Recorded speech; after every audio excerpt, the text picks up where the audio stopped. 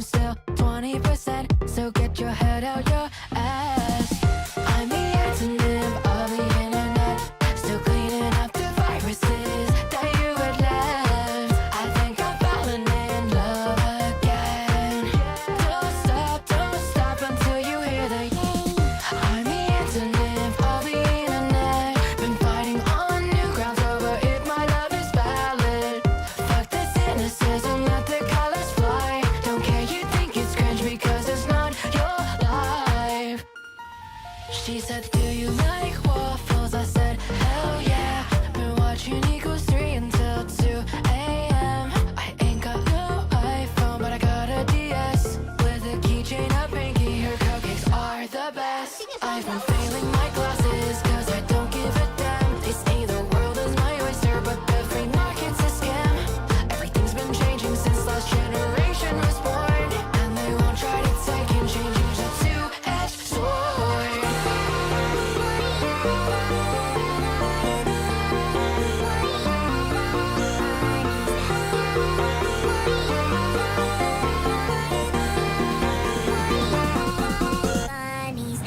I'm the antonym of the internet, still cleaning up the viruses that you had left. I think I'm falling in love again.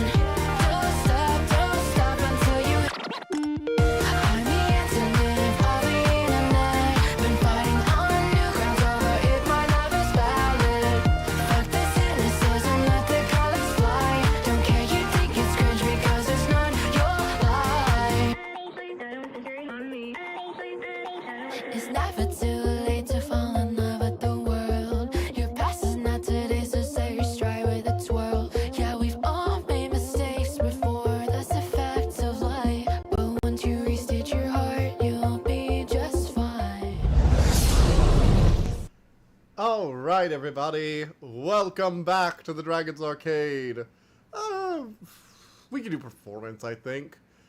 No, wait. We can do graphics. Let's do graphics. Let's see how good we can do it. See how 3080 can handle this indie game.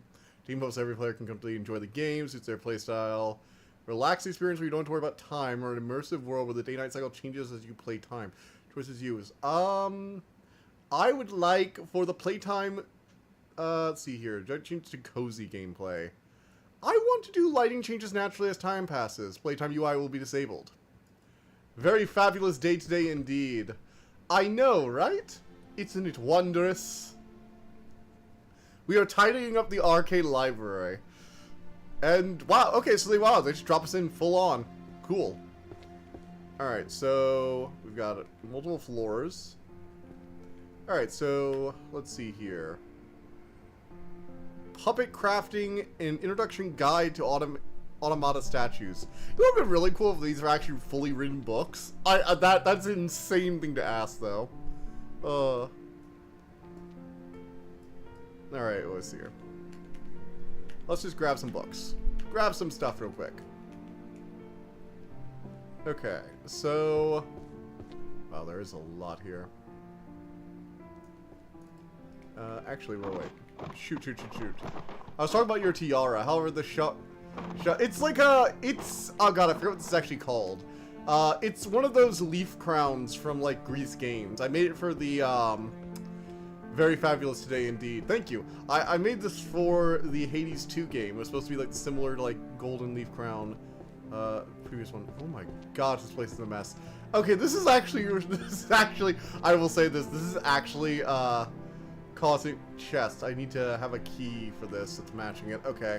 So I guess we're gonna unlock functions of this place as we progress. Alright, so we need to find something about puppet crafting. Do bards, necromancy, magical artifacts. Is there an actual, like, system to this? Because I don't see, like, a barcode or anything on the book. So I guess not. So the second floor is looking like a little bit of, like, classic class stuff. You know, daily magic, warrior, archery. And then we've got, like, intellectual studies, including travels of the underworld. I know what it is, I just can't name it. Look it up, I'm actually curious. I forgot what this is called. I think puppet crafting would probably go into magical artifacts and enchanting, I believe, right? Alright, so if we're doing puppet crafting as magical artifacts and enchanting, that'll be in 1G. So we are here, and 1G is going to be 1, 2, 3, 4 down. So 3 and 4, and then right across here. This is number 3, so I'm going to put this, I don't know if these are like, I'm going to put this here for now. This book, the book is not placed on the correct bookshelf. Check the maps below the stairs to find the correct bookshelf for each book category. When the book is placed on the bookshelf, yellow glowing effect will appear. You may freely choose which shelf tier to place the book on, but books of the same title must be arranged in volume number order from left to right. Laurel Reef. Oh, thank goodness, thank you. Alright, it didn't glow yellow, so I guess it's not... God, we have an automatic sorting system and we still suck at this. Ooh, actually, wait. First, actually, I just realized I just saw 2 more of these. So I'm going to go and grab these real quick. So we have 1, 3, and 8 for the Book of Spells Thunder. So this is Thunder Magic. Thunder Adept. I'm going to go ahead and drop these together so we can keep them in, like, general order. I wish I could set things down easier, but I can't, unfortunately. We have a lot of cat books altogether. That's interesting. Monsterology. Laurel Reef. I wonder if they... I honestly wonder if they spent a lot of time or like making these very messy in a specific way, if they're a bit randomized. Alright, so... Puppet crafting, a guide to automata and statues. If it's not magical artifacts and transplants, it must be something like golem creation or shit. 0. Alchemy and potion making, holy magic, healing magic. Maybe it's summoning magic? Because golems might be like a summoning thing. All right, let's try summoning magic. So 1J. Yes, this is going to be the entire stream because I think this is actually kind of fun. But yeah, we get to experience this and figure it out. Nope. Damn. Alright, so puppet crafting is just not my thing at the moment. I'm going to go ahead and set this off to the... Wow, I really need to, like... Okay, I need to start clearing off a space for books that I'm interested in observing. So, we don't know where Thunder Magic's going to go. We don't want to go where those are going to go. I think, therefore, I am... Oh, this is a lot of... Man, whoever had to make this had to make a lot of art assets, didn't they? I mean, imagine having to make all these different models and cover. I mean, a lot of these books are probably, like... spell books. Like, you can probably get a lot of these designs from either Blender stores or whatever. They're pretty small, basic designs for the most part. Alright, so this is... Oh, alright. Master of Mimicry Theory. Practice of visual imitation. Oh, let's do Monsterology. We have, like, a bunch of these right now. And these are probably pretty easy to sort. I'm disliking whenever games have various difficulties. Difficulties should be embedded in experience. Assists can always be creative solve. To be fair, this game does not seem to have a difficulty. It has cozy mode where time doesn't pass and you don't have, and you have like a time counter so you can actually see how long it's been. All right, so Monsterology is going to be 1A. So let's see. This is number 2, number 1, 3, 4, 5, 6, 7, 8, 9. There's number 3, and 5 goes here. 8. Well, that didn't... I don't think that worked. I'm not getting the visual indicator it was saying. Okay. Damn it. I'm gonna leave these here for now, but I could have sworn Monsterology is 1A. Oh! I'm an idiot. 1A is not here. 1A is on the other side. That's acceptable, I think. I'm not sure what cozy mode does, though, so it's good game actually has, but whatever I see screen flat out choosing difficulty or simply roll my eyes. I think it's more of like a simple thing of like, hey, do you want to like have more control over your experience, or do you want to do like the intended experience? I think that's what they were kind of offering. Records of the Forgotten and Extinct. Faint red glow. Alright, so the faint red glow. So this is the shelf this is on. So let's try and get everything on its proper shelves, and then we can start organizing their proper order. So this is Detective the Reaper. Alright, so that's probably going to be in either mystery or... I think it's going to be a mystery novel, right? It's a detective book. It's a mystery book. 2M. So if we head up, we're going to want to head on the far left. But yeah, it's going to be kind of like a nice, cozy game we can relax and enjoy, and I can just chat with you guys. So, what have you been up to lately? I've been working on the Digital Circus review, but I have my problems. So many problems. Whoever came to this library should be goddamn ashamed.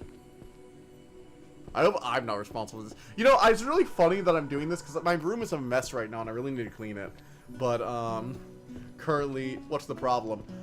So, I had my script all ready to go, I had my recording all ready to go, and then I watched the, release again right before my friend was coding assembly, you know? I'm like, alright, after I watch it with him, I'll go ahead and grab the footage, and then I can go ahead and use that and, you know, do my editing, on Friday, Saturday, Sunday. Well, I spent Friday redoing my script, and then doing some other stuff because I was frustrated.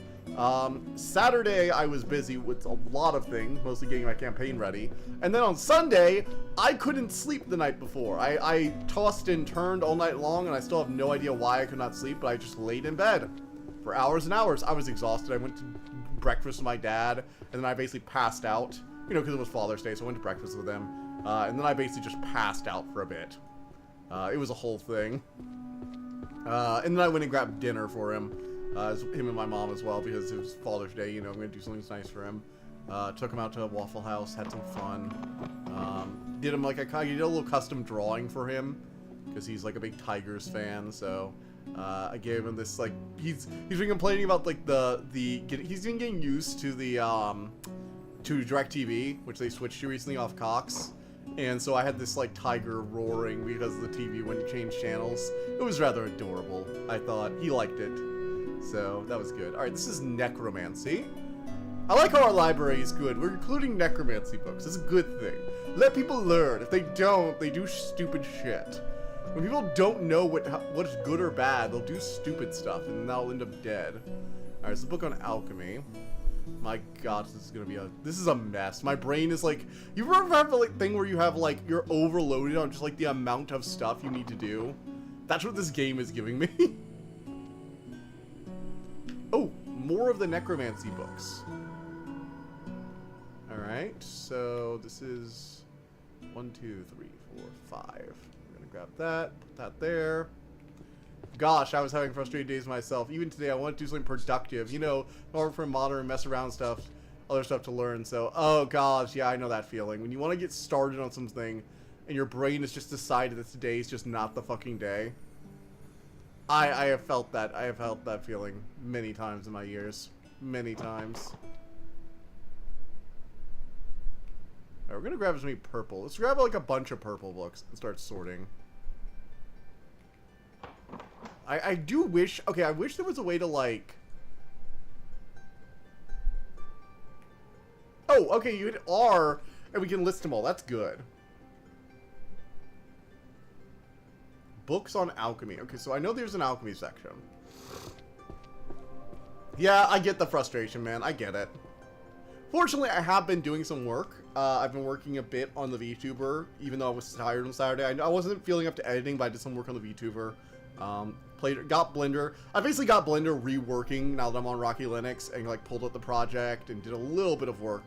So I'm pushing on more on that, and I've also been planning out another 2D one because my side view one just isn't great. I don't think. It's a little more limiting having just a new side view one, and my old one is still like sticking out. I had to re-record recently, and I had to redo the VTuber footage, and my 2D like PNG tuber just looks so old. It doesn't even have my eye crest. It doesn't even have that little like light blue crest. You know, it's a little covered up on this one, right? Actually, my brain was loaded and ready for the first time, but I've been degraded for other days, and ugh, maybe tomorrow. No, seriously, not the tomorrow. Maybe tomorrow away. Yeah, I get it, man. I get it. It's hard. The motivation, especially when you're doing other things in your life, right? The motivation to just get up and do stuff.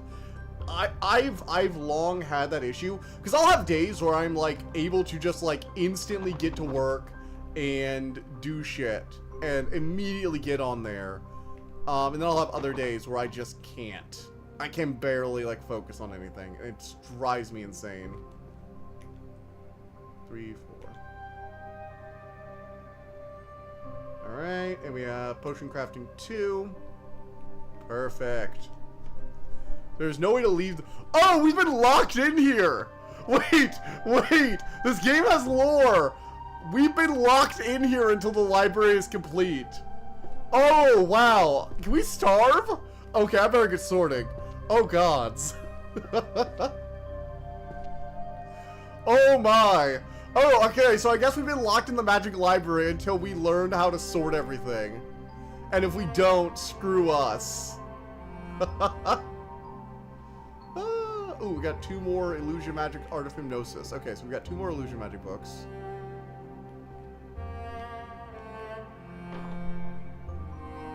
Alright, so 1B. I do like that it's forcing me to actually, like, learn the library setup. Hopefully, so 1I. A lot of the number and letterings do make sense too. Like, some of them do. Like, 1C is curses, you know, oh, not all of these make sense, but some of them do. 1I is illusion magic. Wish more of them did that. The to Dreamcast.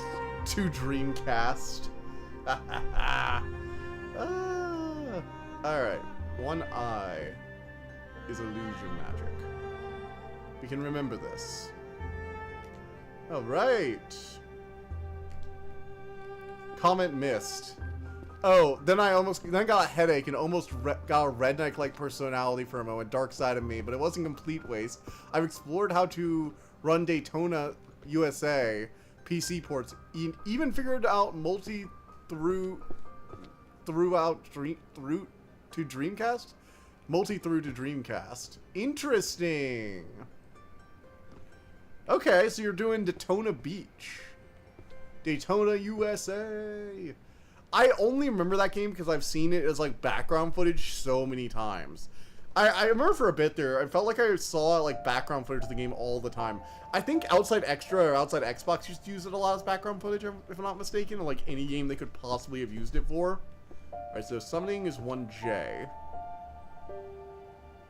You know, this is a very chill, relaxing game, but it's also... Oh, this is...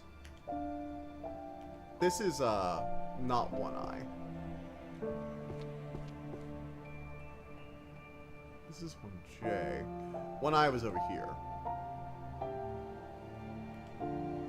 There we are. That's it. This is a kind of game. It's iconic to not know one way or the other. No wonder, because these are stellar games. Yeah. I mean, I've seen footage. It looks fun. Alright. Bestiary components, dungeon creatures. So I'm guessing this is either potion or monsterology. I think it's monsterology though. I think this would be monsterology.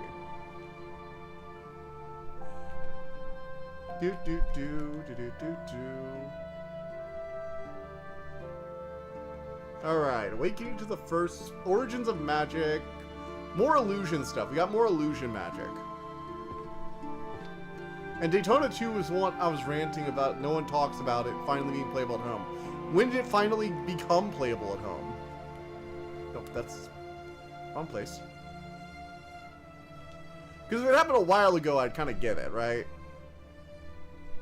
It has been a while, and people do tend to get swept up in the new shit. Book of Spells, Ice Adept. So this is gonna be the same area with the lightning magic stuff. Where's like elemental magic? I'm guessing ice magic is gonna be destruction magic, so we're gonna grab all the lightning books too, because I think that's where these are gonna go. Thunder Adept. Let's say there's fire. I'm not sure if there's gonna be fire or earth as well, but I'm gonna go ahead and do that as well. So destruction magic is 1M. Of course, it's gonna be like the really large bookshelves in the back end, right? It was not that while. I think it was available in some Yakuza games as well.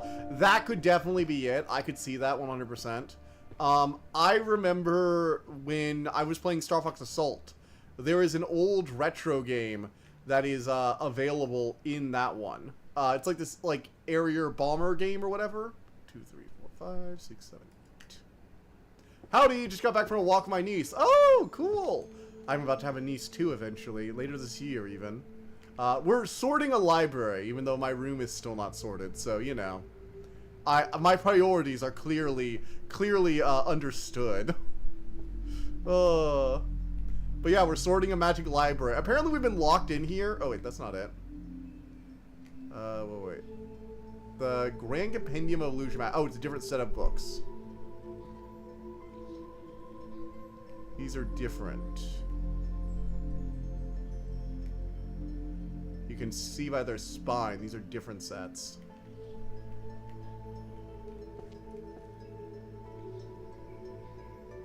Grand Compendium of Illusion Magic. This is the area of illusion.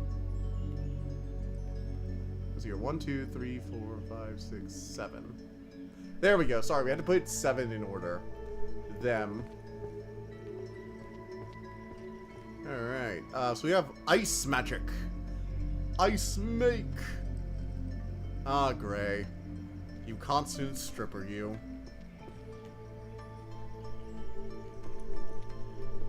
Two, 3, 5, 6, 7, 8. Okay, so it looks like if we're gonna put them in here, we can't put them... I thought we might put them on, like, multi-row shelves, but we have to put them all in order. That is a pain, because that's gonna mean we're gonna have limited shelf space for some numberings, which I'm assuming is gonna be fine. 4, 5, 6, 7, 8. But yeah, this is a very chill game. We can just talk about what's going on with me. I am, by the way, Assembly, so you came in late.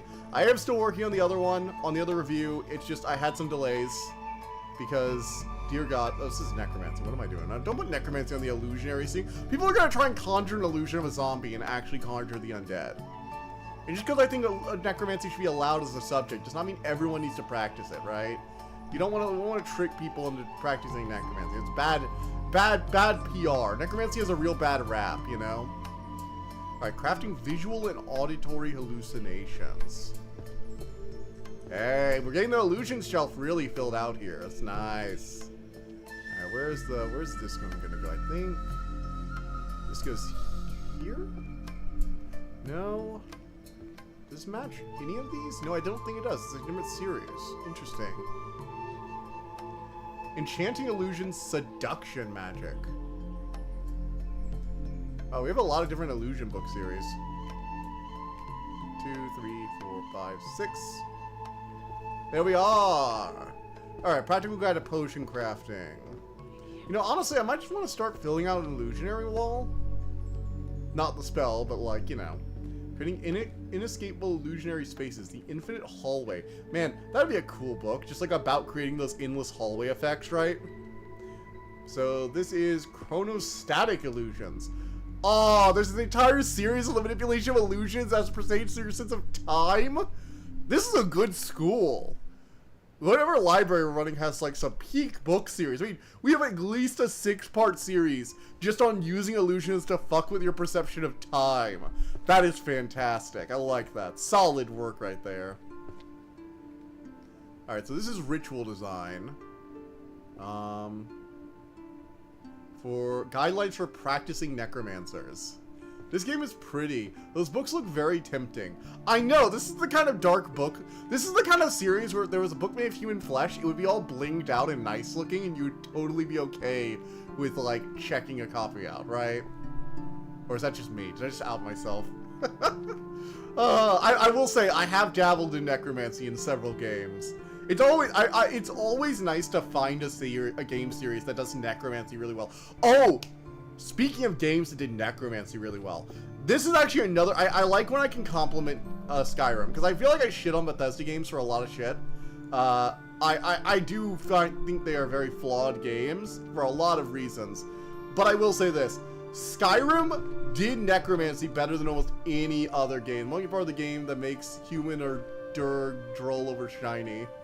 Yeah. Skyrim did necromancy better than almost any game I've ever seen. 100%, hands down. The Dead Thrall as a spell is so cool. Like, here's how you know you made a good spell in a video game. if people are arguing over what's the best thing to use on it, and other people are like, screw that, I'm gonna do the fun thing. Like, Cicero is a cool companion and all, but his body is also, like, very commentary, like, 'cause he's very aware in death. Awakening, so the origin of magic. So we're gonna go to the history of magic, I think. Where's the history of magic?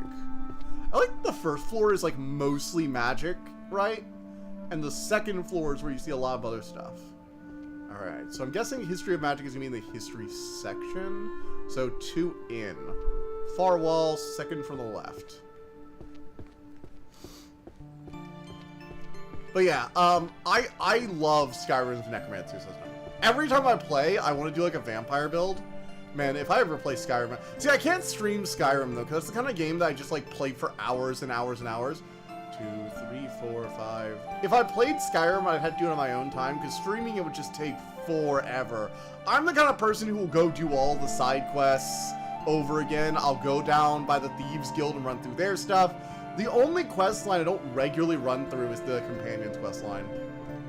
I don't know where the Theory of Everything is going to go. Book of Spells. Pulverization. God, this library is a mess. We've also been locked in here. Skyrim would easily take over the channel. Oh, yeah. Like, if I played Skyrim... Because you gotta understand, I've shown you my mod list, right? Like, you've seen it. I have several overhaul mods. I have several, like, DLC-style quest mods. I have mods that change, like, a bunch of stuff, add in hundreds of new spells. If I played Skyrim, we would be playing it for days and days into months. It would just go on and on and on, and it would never stop. Alright, so that's going to be a multi-long series. Mana currency systems. See, these books are very fascinating. Mana currency systems, Master of Mimicry. I think Master of Mimicry is probably an illusion, actually, book, now that I'm thinking of it. Let's see. Oh, wait.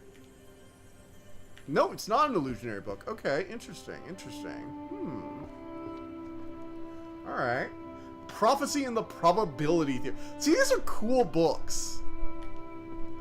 Oh, man, look at this. How to survive a mana disparity society. Oh, God, this is like, Dark Sun. Like, if you're in a world where mana is just not freely available, like Aether, like, what, Kaladesh, or, Kaladesh got renamed. Ooh, Channel the Armies of the Dead. How have you been liking the game so far? I have been liking it. I think the books are very well made. I like the system of, like, verifying where you need to get them on the right shelf. I'm hoping the organization branches off a bit more. There are some things that are, like, leveling up, right? And I'm seeing, like, hundreds of shelf or hundreds of rows. So I'm guessing there's going to be some kind of added complexity over time. Like, this seems like a temporary system where I'm trying to get everything in order. 2, 3, 4, 5, 6. And I'm trying to figure out, like, where it's gonna lead to, right? Everyone's demonic. Terror illusions. Alright, where are our terror illusions? We have terror illusions down? We do not. Alright. 2, 3, 4, 5, 6, 7. It's a very cozy game, though. This is a very cozy game. That's why I'm staying away from lengthy open world games even more now than as I try to get myself to climb up the ladder making game progress. Yeah. One thing I've been doing is actually just having games on other devices than my computer. So, you know, I don't bring my Switch to let me everywhere, but I do bring my phone, so I've been looking for, like, full-length games on my phone. I've actually been playing through Marathon. And I believe I'm most of the way through. I'm on the second to last. I'm on chapter 5. There are multiple levels in each chapter, but I'm on chapter 5 now, and I think it's the second to last chapter if I'm not mistaken. So I should be nearing the end of that game. I've been enjoying Marathon 1. I don't know why, because the jumping still feels so wrong. Like, all the platforming in Marathon feels... I know Mandalore talked about it, right? But you really just do not get used to it. Or maybe it's me. Maybe I can't speak for everyone. I still cannot get used to this shit. I have been doing the jumping for a while now, and I'm still just not quite used to it all. Game doesn't imply age, simple as it is. Yeah, it's a very good game. Very well made. Oh, is it maybe a shorter series? It's a shorter series, okay. We have a magic organization series, but we don't. Daily Dungeon, Notes of the Party Chronicler. Oh my gods. Notes of the Party Chronicler, the one guy taking notes in the session. That'd be Caleb in our session. I've also been having a lot of fun with my Magnus Archive session. I feel like I've really kind of like gotten into the flow of being a GM. I currently got my party up against something that they probably shouldn't be fighting. I might have overwhelmed them a bit, but that's good. I think they should be running away from more shit. It's a horror game, right? So they should be running away, not fighting as much. So I've been throwing some dangerous shit at them. Ain't curious how Marathon is sort of forgotten nowadays. May due to being not. No, it's forgotten because Halo exists. It's forgotten because Halo did a lot of the stuff that Marathon did, but like it was more popular, and so everything else. Corvus said to run. Corvus told them to run, and they didn't. He is correct. Corvus was in the right in that regard. That's probably too. Yeah. It's a thing where, like, I feel like Marathon was... I mean, to be fair, Marathon was, like, Halo's prototype, you know? It had rampant AI, it had the weird alien, empire collective, ruled in strict hierarchy, made from multiple species, some of which are subjugated. They had they were gonna do the Flood, right? They almost had the Flood. They had the precursor aliens. Oh my gosh, it really is just Halo. It really is just the Halo prototype. It had an unethically created super soldier who saves the day. I mean, like, gods, it's just Halo. To be fair, I also feel like Marathon is less recognizable as a name, but I feel like a lot of people have seen the game, especially among Halo fans. Because not only is it well known among the Halo community, but it's also been heavily referenced. One of the best ways I talk to Halo about it to people who have played Halo is I say, hey, so Magical Items Workshop Series G1G. I say, hey, have you watched Red vs. Blue? You know that scene where Church gets sent back in time? Yeah, it's that game. It's that game. You know how it goes all pixel arty? It's that game right there. That one. To be real, Halo take over everything nowadays. Modern gaming discourse, nostalgia discourse. I mean, Halo hasn't really taken over everything in my opinion. Halo's kind of been forgotten in the modern day. Like, when was the last time Halo had a good game? Legitimately. When was the last time Halo had a good game? An uncontroversially good game. I'd probably say Halo 2 or 3. And I'm someone who preferred Halo over Call of Duty. Because, you know, I've always been more of a sci-fi guy than a mundane guy. I've always been more about sci-fi and fantasy, right? Notes of the Party. I'm trying to see, like, I'm guessing it would probably be, like, maybe Warrior or Travels of the Otherworld. I wish you could open the books and get a little blurb so we could have, like, a good idea what they're about. Like, the titles tell you a decent amount, but I really do wish we could actually read some of these books. I get why they didn't, because that would be a shit ton of dialogue. I mean, look at all these. Even if you had, like, a paragraph or two as, like, a part blurb or a summary, that would be so much writing. This makes it even more ridiculous. People don't shut up about Halo anyway, at least in my little bubble still. I actually don't know a lot of people who still talk about Halo. It kind of feels a bit like a forgotten one for me. Alright, I don't know where these party notes are going to go, so I'm going to throw these right here. We're going to put these together, though. I really wish you could set down a full stack. There are lots of little things I would recommend for this game.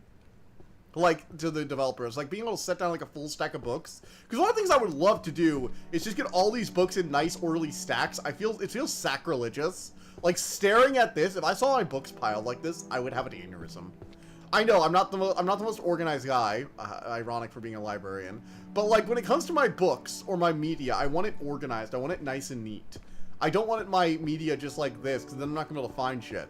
Yes, I am saying this as a person who has, like, clothes everywhere in a messy room, and just really needs to go through and put my magic cards in order. Dear gods. I was looking through to, like, update my Arcades deck, and it really does just, oh gosh, there's so many magic cards. I have so many. I need to organize them because I need to find some cards I know I have for my Arcades deck. Because it's funny, right? I have so many magic cards, and I know I have plenty of the cards that I actually want to use in a deck. And now I just need to actually find the damn things. Alright, so this must be part of a smaller series. Yep. Okay, theory and practice of mimicry. Prophecy and probability volume, probably like a divination. Do we have a divination section? Astrology and divination. 1B, okay. Nope. Do we have like a smaller shelf area for this? 1B? Or is this like some kind of arithmetic mathematics? This is more like a mathematic kind of thing. Do we have like arithmancy or something like that? No, we don't have anything like that. Maybe let's try and put it in the mathematics section. Let's see. I guess we're in a world where prophecies are real, right? Probability and prophecy mathematics are just like regular math. It's not really that special. That's the thing. It mainly comes from randoms. Anyway, I should not be surprised how fun Marathon is. No one's gonna say Doom doesn't play well. So it's a case of Marathon, or even more 2 Marathon 2 is how refined it is. I will say this: if you want to play on your phone, definitely get like a fold up or like really easily portable. Wow, this is really just not showing up, is it? Okay, so he doesn't go in mathematics, and he doesn't go in divination. I'm at a bit of a loss there. Alright, we'll leave this with the party stuff. I do like this, though. It's a very chill thing, but it's also social causality and the philosophy. See, these are some books I would, like, fucking love to read. Also, these covers are gorgeous. Like, look at this cover. Look at this boy. With, like, the green... Oh, I really hate how you have to drop these. I really do. I feel bad about it. Look at this gorgeous cover. That is the kind of cover a fantasy book would be happy to have. Oh god, it's like the way it's like pops out too. It's like an embossing thing, I think. I think the texture is wrapped around, but it looks like it'd be like embossed out, right? Where like the green thing would be like textured or overlaid on the cover. 1000. Oh, look, it's Collection of Abyss from Heaven. Okay. Oh man, there's so many series to sort. The Great Compendium of Synthesis Recipes. Okay, so recipes are going to be, and I think mana currency system is going to be in economics. So economics is 2G, and cooking. We have a cooking. We've got to have a cooking section. Come on. You know, might surprise you to hear this. One of those popular sections in a lot of bookstores, as someone who has worked at a Barnes & Noble, I can say, is the cooking section. The number of people who just like look through the cookbooks. Although a lot of them will just go in there and take a picture of whatever page they're interested in. Don't do that, please. Bookstores need you. If you want to do that, just go buy the library, all right? All right, we don't have really? All right, synthesis recipes must be alchemy then. If we don't have a cooking section, it must be alchemy. I guess everything's alchemy. Guys, making a loaf of bread is alchemy now. Remember that. I've recently acquired an Android phone controller, the thing I can use for it. Might as well get it for PC without batting an eye. Yeah, the reason I say it though is because it is kind of a game you can pretty easily play on your phone and stuff. The reason is because like you use save points, but you can go back to a save point. So as you're clearing a level, you can like clear a few rooms and then go save real quick. And I can like do that when I have like a few minutes. Like I've played like Marathon in short like 5 to 10 minute intervals for the most part. I haven't really spent like hours and hours playing. I've just spent like 5 minutes here, 10 minutes there, maybe 30 minutes here at most. And just like kind of slowly over time, or 1G is the economics. We already read that earlier. We also got chests we can open once we can find the keys. They should be around here somewhere in this. I swear, if I ever find out what student did this to the poor library, I'm gonna be so pissed. I'm gonna be like a fucking demon come to roost on their shoulder. Alright. Everyone's demonic. Words, covenant, and power. Okay, everyone's demonic. Words of power for summoning demons. That sounds like summoning, right? This feels like it's either travels to the other world or summoning. And I think we're going to go to summoning magic. This feels like summoning magic. This feels like how you perform covenants of binding, right? You don't have it's weird that we don't have a demonology section. Like, seriously, we don't have a demonology section? Actually, recently in the campaign for the Magnus Archives, I had to, they were exploring a library that these kids had found this, like, weird Darklight Flash book. And, I was showing it to them. They were going through it. And in one of the cool things, this library, this, like, small town library, had this, like, a very, very large occultist section. And I, like, described it with this, you know, hanging rib cage that looks maybe kind of real, but not from anything you've seen. Alright, so it's not that. It must be Travels to the Other World. Must be Travels to the Other World. That said, Marathon is still probably a game I would play on a longer road trip. For shorter ones, there's always Game Boy games. These are the best, I feel, to get the most of them on the go. Yeah, Game Boy games were kind of built for that, right? DS and Game Boy games really were built for... It's 2-0. Were built for that kind of on-the-go play style.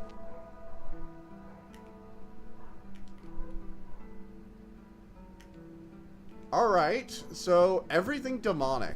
Okay, so if it's not about the other world, if it's about words of covenant and power, maybe there's a language section we're missing. Let's check the language section. Oh, I never read the note. Listen to me because it's very important. What that fairy did, that nasty, stupid fairy, is a total disaster. It has turned my beautiful library into a complete mess. A disaster like nobody's ever seen before. So here's the decision for you, the librarian. You're in a very tough spot, a very bad situation, but I've got the solution. You're not leaving this library. You're staying right here until every single volume, every magnificent book is back in its proper place and those doors are staying shut. Sealed. You've got to which you've got your arms. Use them, work hard. If you don't get it done, you're looking at extreme overtime until late at night. Maybe midnight or later. It's going to be a long night. A very tough... Oh. What the fuck? What did I put play on? I forgot. Oh, God, I was playing on my phone. Okay. I forgot these headphones were also connected to my phone at the time. Because look at the PSP or Vita. Technically also be played on the go, but there are plenty of games that I'd rather sink myself into. The DS has a few of this too. There's going to be a long night, a very tough night, because we need law and order in this library. But if you finish, and I mean finish perfectly 100%, I'm going to give you a reward. We're talking pizza! The best pizza you've ever had. Huge slices, best toppings, beautiful cheese. It'll be fantastic. Now get to work. Get those books on the shelves. Principal Merlin, University of Celestial. So Merlin is acting like a shitty boss and promising me a pizza party for, like, unpaid overtime. And he's locked me. This feels like a crime. I feel like I've been locked in a library and promised pizza as a result of working myself to death. Oh god, it's like real life. That's just depressing. Oh well, nothing we can do about that. Oh, Merlin, why? Why are you so mean, Merlin? Alright. Yes, DS had it. To that said, DS had more games that worked in shorter goes. Wizards can't commit crimes. Mage the Ascension would beg to disagree because the fucking Paradox Police are gonna come and arrest him for this. I fucking swear. Oh. Funnily enough, not just PSP, but even PS2 and PS3 ones. Yeah. Yeah, well, I mean, the PSP was trying to just be like a portable version of a PlayStation. They didn't really... Nintendo's always had a knack, right? For making those kind of like short, snappy games that are very good. Forging magic bows. So that's magic artifacts, 100%. It's gotta be magic artifacts. It's always been very good at that, right? This is definitely gonna be our cozy game for a bit. I'm all on board with this game, actually. 100% on board with this.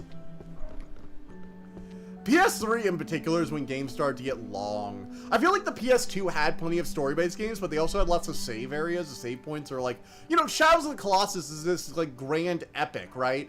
But you have these like designated stop points with the Colossi. Like I feel like a lot of games in the PS2 era were still very bitey, right? You get in, you get out kind of things. But when it comes to... Alright, so archery is going to be 2B. It's going to be archery, because if it's not magical artifacts, it's going to be archery. Although, I'd say it's weird this is going in archery, because I feel like forging bows goes in, should go... Actually, it doesn't go there, huh? We're going to put this with the other ones we're unsure of for a bit.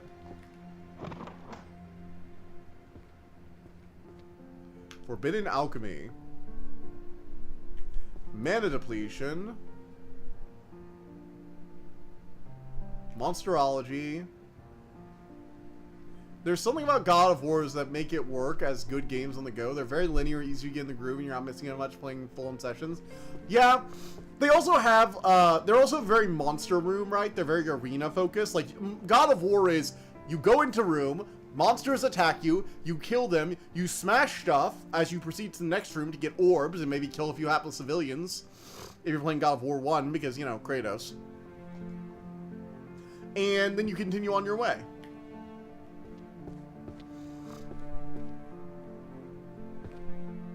That's what I mean by linear, yeah. Well, it's not even just that they're linear. Like, Last of Us is linear, but it's not very good at start-stop. Because the levels can drag on, and there's not really, like, a clean stopping point, because they mean them to flow into the next. Even God of War regular, right? Like, the new God of War isn't as much of a stop and starty as the old one. It's not as easy to just pick up and do a few sessions and go on. Okay, so we have a fairy to blame, though. We do have finally lore. We can blame the fairy for all this shit.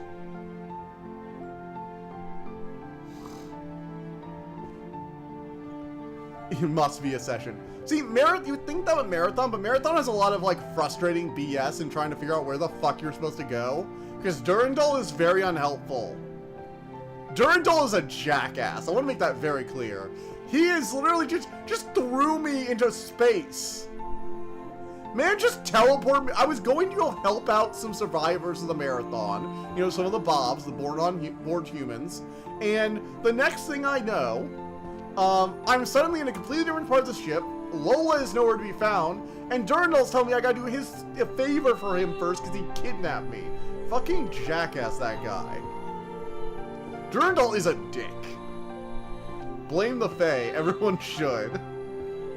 I still remember when I was watching, I don't really, like, I've been trying to not to, like, to watch shorts as much, like, just in the stream, but I do have a few carrot guys I watch, and one of them does the thing where he animates, like, he does, like, drawings, what is it, like, God, I forget his name, he does these, like, nice drawings on, like, a blue grayscale kind of thing, for, like, D&D kind of Tumblr posts. Very kind of sloppish, but he at least puts effort into the drawings, and I like his artwork and his timing. And he was doing one of them that was like, may I have your name, sir? It's like, no, you may not have my name. You may call me John, sir. This is the DMV. It's like, then you won't mind holding this iron horseshoe. And then she pops out fairy wings. And I liked that. I liked that. Power word peel. Power word peel. Someone said power word scrunch a few yards over. Wizard Wars are fucked. Remember, everybody, Wizard Wars are fucked. You don't want to be in the middle of a magic war. Because you're going to have people randomly casting Power World Scrunch while you're casting, like, cantrips. Alright, the return and repaired... Let's just grab a bunch here. Just keep going. Dungeon of the Abyss. Alright, we're going to stick with magic for now. Correlation of magic and emotion. I feel like that's psychology. So, Alchemy Codex. Here we go. Alchemy Codex. So, 10, 9, 8, 7. Perfect. And we'll get these all in alphabetical order later. But for now, we will focus here. I'll work here. You're just getting them on a shelf, right? I feel like this is labor studies. We're gonna not do that. We're gonna try to stick to the magic subjects first and go on to, like, the more mundane subject. I mean, the mundane subjects are still about magic, but, like, they're the mundane aspects of magic, the history, the psychology, that kind of shit. Oh, this is legalese. All right, repair of enchanted gear. That's gonna be magical equipment.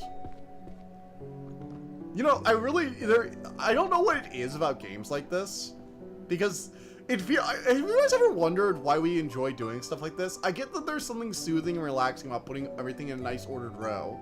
Like, one of the first things I did once I had hollowed out a floating island was build an automatic item sorter in Minecraft, right? So, like, there is something inherently enjoyable about it, or about, like, sorting everything properly. Would you be more stressed rolling to counterspell a cursed power word spell or Harrigan's infinite death tornado? Honestly, a power word spell. Harrigan's infinite death word tornado is like, you know, it's bad, but it implies something I might be able to dodge or avoid or survive. I feel like whenever power word spells happen, they're just so OP, like power word. You think like God-like power, right? You're expecting this thing to literally reshape the fundamental aspects of reality and rewrite the laws of nature and completely undo everything. Alright, so this is a healing book. Okay. We got our first healing tome. It's gonna be 1K all the way in the back. Oh wow, the healing section is really tiny. See, we need more dedication. This is a jab at how few healers there are in the world. People, stop playing DPS and start playing support. He says. As someone who plays supports somewhat often, I think I'm allowed to say that. In Overwatch, I was actually usually supports. I mostly played supports in Overwatch. My first main was Moira. So I feel like I'm allowed to say, hey people, start playing more support characters. Nothing is worse than having to wait like an hour to get like a raid in an MMO. Just because power words, like that guy speaks in a fish cookie recipe because otherwise his speech curses. Sort of. So in D&D, power words, from my understanding, I'm not a D&D expert by the way, I'm trying to make this clear. But, so from what I understand, based on my knowledge of D&D, right? The power words are essentially words of reality. They're like divine words that describe fundamental aspects of, you know, the universe or the multiverse. So if you say power word kill, what you're actually saying is some incredibly overpowered statement that bends reality towards that goal. It is literally, you aren't just saying, also World of Warcraft, you got power word kill and power word death. Yeah. Power word kill and power word death aren't just, I want this guy dead. You are literally invoking the very aspect of death or killing, like murder. The concept of murder. You are conjuring it into being at your target. There's not like, you just die. Like, in D&D, there are a lot of spells that should just instantly kill you, right? If you get hit by power word kill, there isn't really a saving throw. You just fucking die. It is that powerful. It is, I point and you die. Now, if you're sufficiently powerful enough, you might be able to resist it, but it's still gonna whack you in the face like a dozen people just got murdered. It's gonna hurt if you get hit by it. Alright, so we're gonna do discussion magic. Nah, it's not powerful. It's just bullshit. Honestly, it's weirdly balanced in D&D. I don't know how it works with players, but for the few times I've seen it, like in Baldur's Gate, for example, a lot of enemies might be able to cast it, but they usually have to spend a turn or two casting it. And it's also not the kind of thing you can do just like haphazardly. New bullshit is just poison damage. Poison damage just sucks. Like, Cloud Kill is a good spell, but from what I remember, poison kind of sucked as a... Because, like, so many things are resistant to poison. It's just bad. Many of Forbidden Relics. Magical Artifacts Enchanting. 1G. 1G. No. So, like, it can be nice to use them. Yeah, it's smelly. Oh, it's bullshit. Got it. Funny.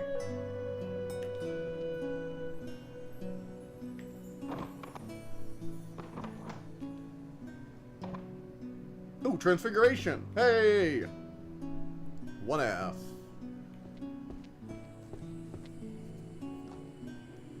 Alright. Oh man, I love these covers. Whoever did this spent a lot of time making a lot of unique spine design. I like how the spines are like how you can tell the series, right? The spines all look similar. Drawing mover characters beginning level. Oh man, I need this book.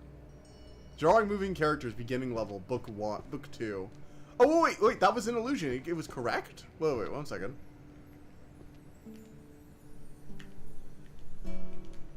Was that correct? Oh, I thought I put it somewhere correct for a second there. Okay, so it wasn't. Alright. Tears of Beast.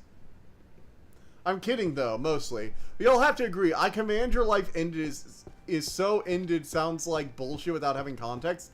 it does, but power words are also not something normal humans should be able to speak, from what I understand. Like, the few times I saw it, it was either a gift from a god, like the Ballist, the Dark Urge. If you go the full evil route, you get a single one-time use of power word kill, and it's implied that it's not even you casting it. You're basically asking, hey, Dad, can you cast murder?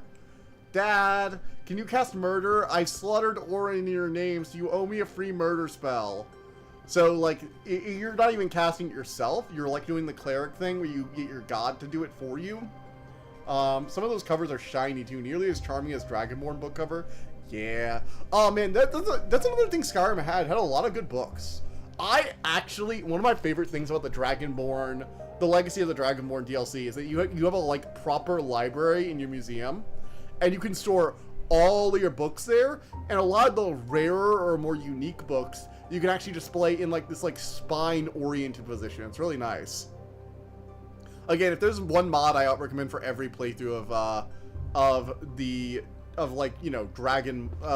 Skyrim, it's always Legacy of the Dragonborn, because it's just such a good mod. It adds a lot of stuff, and if you don't want to deal with it, you don't have to be a part of the Explorer Society. But I highly recommend it. It's nice to have a place to put all your stuff, and I like that you have an incentive to do it, because every day, there's like a little bit of gold you get, and it's based on reaching certain milestones and having enough, and have a proper section for the whole Arcane main cycle. They do actually. They have a whole section for the Lusty Argonian Maid for those who are horny. I've actually never read the book. I just have put them on the shelves. Like, I open them up and then I close them again, right? So I've never read the Lusty Argonian Maid. I wonder how horny it actually is, because I know that Skyrim is like an M-rated game, right? It's an M-rated game, right? I'm nearly positive Skyrim's M-rated. If not just for like the skooma drug stuff, if anything, right? But I do wonder how slutty the Lusty Argonian Maid actually does, right? Actually gets. Hey, Code Assembly, you're a resident expert into the pornographic world. Would you say that the Lusty Argonian, how would you rate the Lusty Argonian Maid? How would you rate the Lusty Argonian Maid? As a book and as a piece of porn? Go ahead and do both. Correction of transformation, duration, and mana duration. I think this is transfiguration. It feels like transfiguration.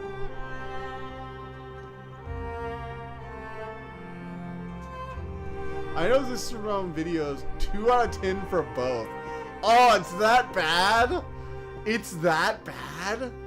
I know this from videos about Skyrim when I was like 14 or something above. How? It's really that bad? Oh man, that's like the best. That's the best you're gonna get in Skyrim, apparently. Like, it's apparently a bestseller. I don't understand that. You know what the sad thing is? You can find versions of it in goddamn Windhelm. I think there was a version of it in Ulfric's Palace. Like, one of the volumes was in Ulfric Palace, and I'm just like, someone here is a bit of a weird Stormcloak. So this is summoning magic. 1J.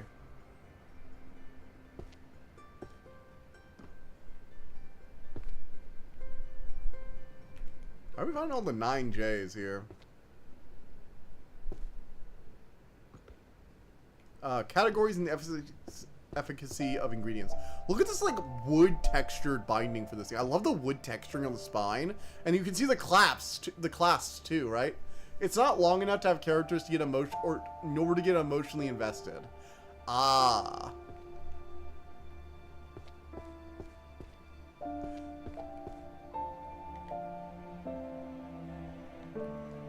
Ooh, man, I love these covers. These are so good.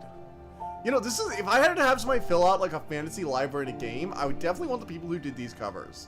They have proven here they can do a wide variety of different cover art, and that they can do it well, right? Like, they don't just have like one type of book. They have bound books with different, aesthetic like embossings and different sizes of books, narrow, small, short, and stout. All these different types of books, and they're all here. It's great. I love it. It's very solid.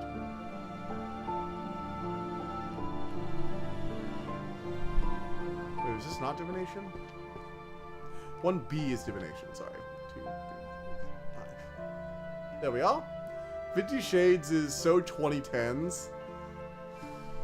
You know, in real life, 50 Shades of Grey was bestseller, so I heard. And I know about those more than I ever asked, so you know how it happened. Besides, those books are actually so bad, it's actually hilarious. It's all about Minotaur milking farm now. What? That's it. I know that's a thing. That probably, look, I would be, okay, I was gonna say I'm surprised that's a thing, but I'm not, because I had to stock the romance section, and I know how many, like, werewolf romance books there are out there.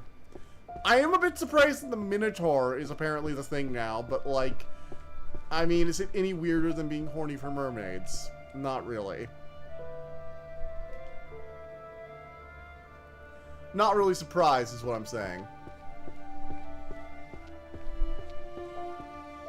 I wouldn't be surprised. I know you might be saying it as a joke. I'm not entirely sure if you're being serious right now. But I also wouldn't put it outside the realm of humanity. We are a little fucked up as a species. We really do want to just stick our dicks in literally everything. You know, the funny thing is the entire point of the Minotaur, right? Like, as a tale. The entire point of waiting for dragon... Dude, there are a lot of those. That's not even a new... Dragon romance? What are you talking about? There are, like, dozens. I mean, the Heartstriker books are technically dragon romance. They're just not that horny. If you want it, it's out there. Like, it's not even subtle. There's just a lot. I mean, fuck, if you really want to, you could just go to fanfiction. Find something with a dragon, go to fanfiction.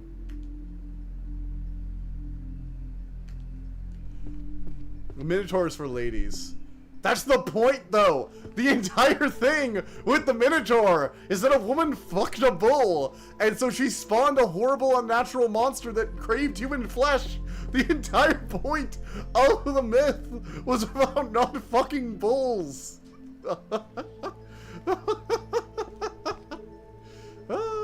I've actually heard about this, because the universe thinks it's funny whenever it gets thrown at me. The entire point of that myth was don't do this. And we as a society decided, yeah, we're gonna do this.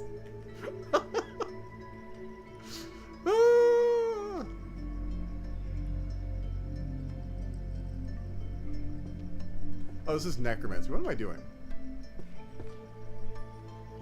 Looking for a necromancy section. Looking for practical necromancy. Where's the practical? Where did I put my practical necromancy?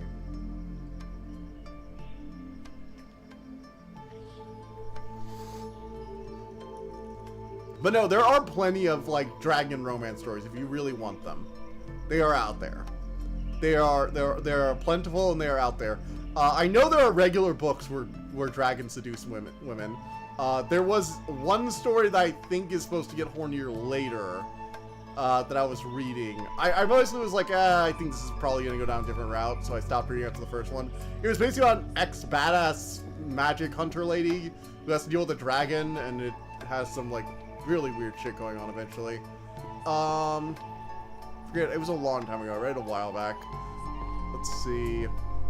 Heartstriker series is also like that, but it doesn't really get that horny. You know, it stays in the realm of, like, normal behavior. Like, hey, we're gonna, like, be girlfriend and boyfriend, not we're gonna go fuck it. We're gonna go fuck under the sheets and describe it in detail. I was having story idea one for myself. I do know there are dragon romance books, plenty of them. Mostly because I search for dragon books on the web regularly. So, yeah. Look, I can't avoid it. It's sort of like fanfiction.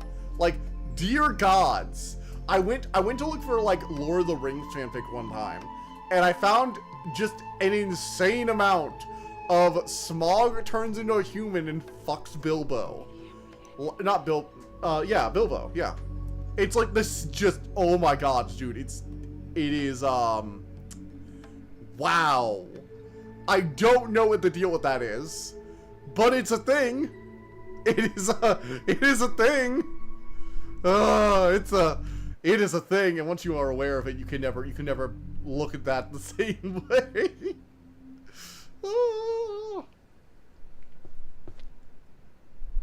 Oh boy, oh boy.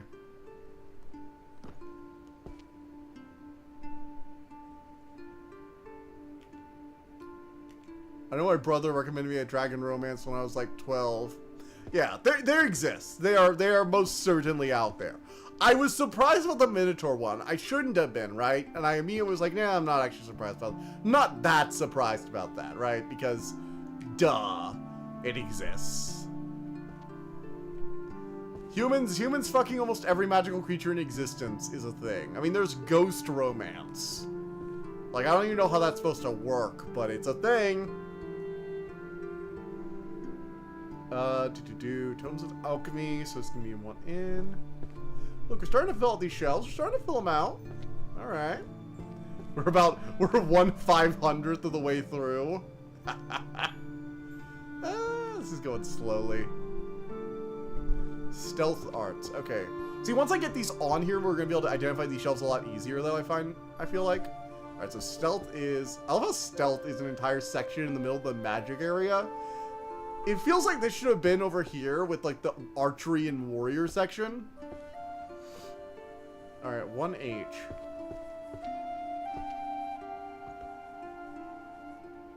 And yes, it was the same I shared. You were like, please don't do it. I'm gonna do it because it's so stupid. It's hilarious. Later develops into a pro-fun story.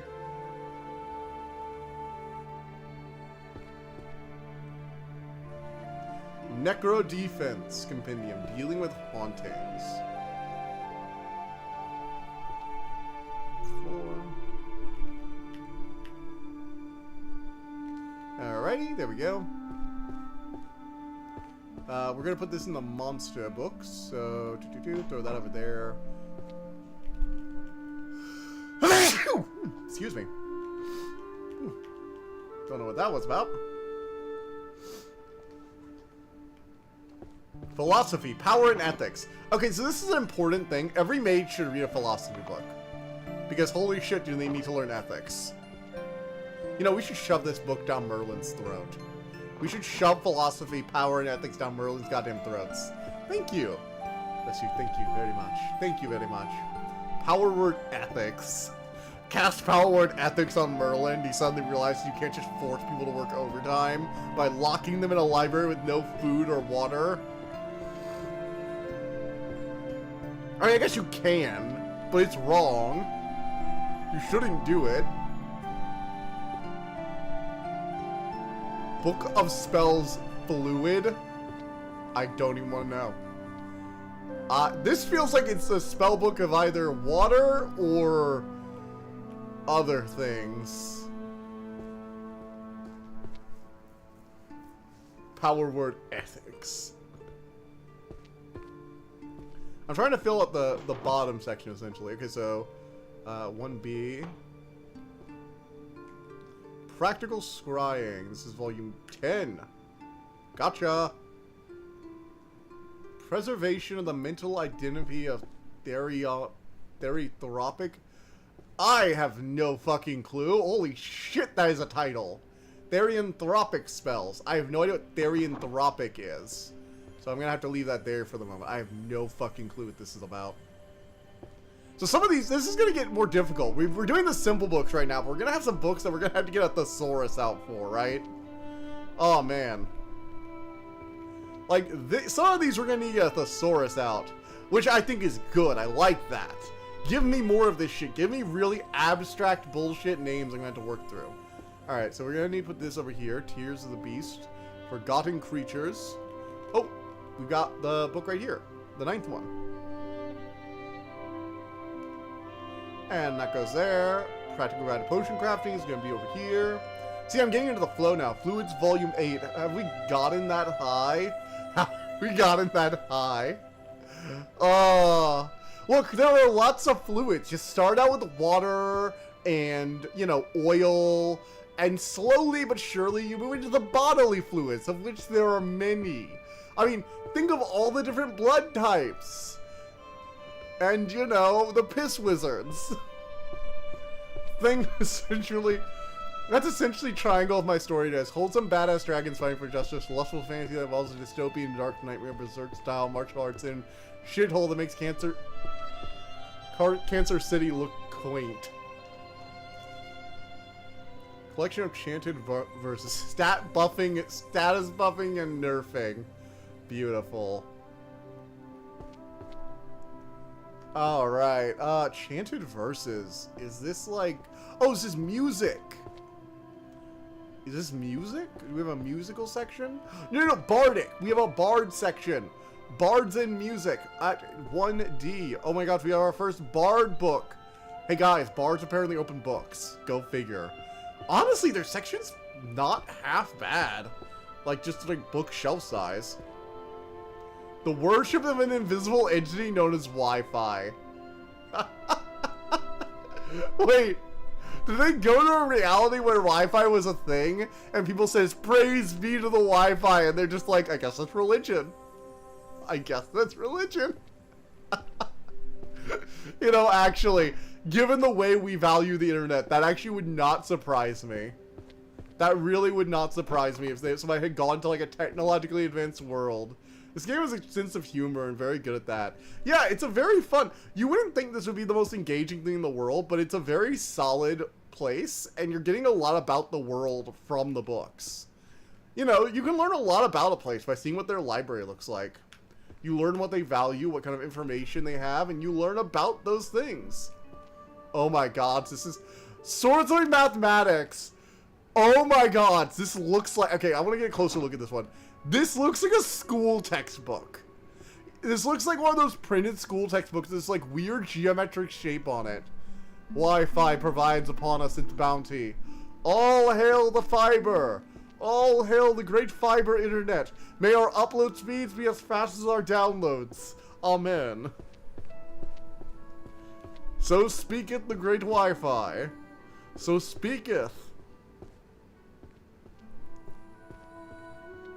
That cover. I know, right? The cover. This is like, the cover looks like a, like, you know how math books will have like these like random 3D rendered like arts on them sometimes? And it feels like they just got whatever art they could find in a stock image folder and they slapped on the cover.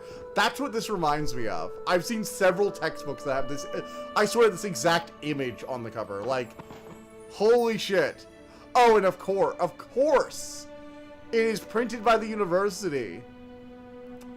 Of course. We can only buy the university's textbook. God, do you remember how, like, annoying it used to be buying textbooks for classes? I hated them. Mostly because we didn't use them a ton. Like, in college in particular, the textbook would be for, like, a few things, and then it would just never get used. Like, in math class, at least we'd use it a bit more than others. You know, math was definitely one of the subjects that used the textbook more than others because it had a lot of example problems. But I had classes, even math classes, where the textbook was essentially only used for like a few assignments and then as like a study guide that didn't always match the syllabus. Why does this sound like some abridged shit? Because this does feel a bit like some abridged shit. Also, I guess these are like the house colors. So we've got like Gryffindor and whatever the fuck that is. Alright, so math is 2D. So 2 down. Alright. And we got another illusion book going over the perception of time.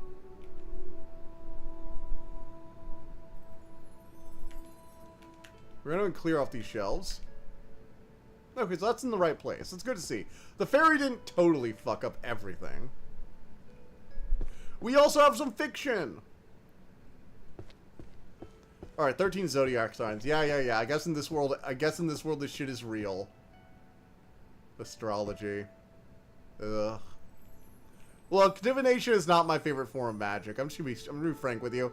Prophecies are bullshit. Prophecies are bullshit. Even if they're real, they're bullshit, okay? They are all bullshit.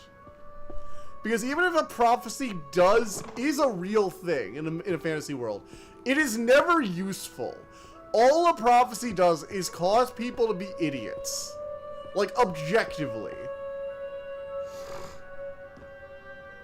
Prophecy magic has always been this kind of thing that convinces people to be complete and utter morons. Book of Spells Dimension Rift Expert.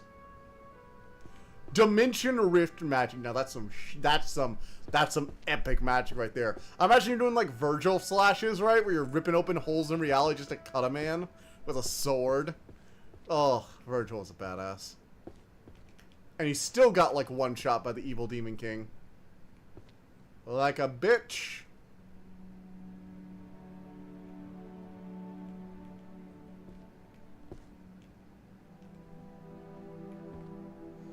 The book bards? Book of 123. Oh. There we are. Don't make cry streams win. Oh god. We just finished Ninja Gaiden. I'm pacing out my like endless Heretical Blade Arcs. The 3 sword. Zoro! We have the Zoro book. Oh gosh, we gotta come back here once we're done and learn 3 sword style so we can wield a sword in our mouth like a fucking badass.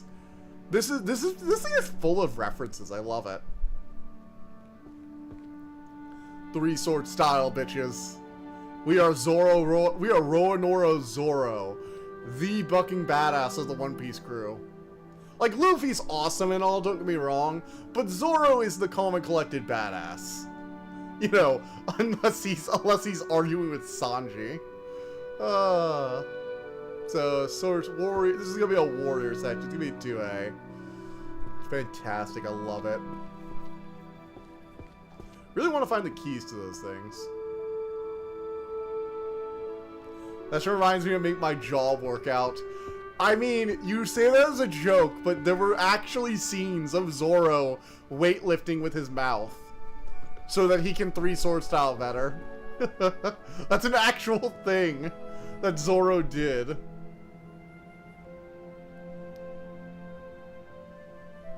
Enchanting Illusion Seduction Magic.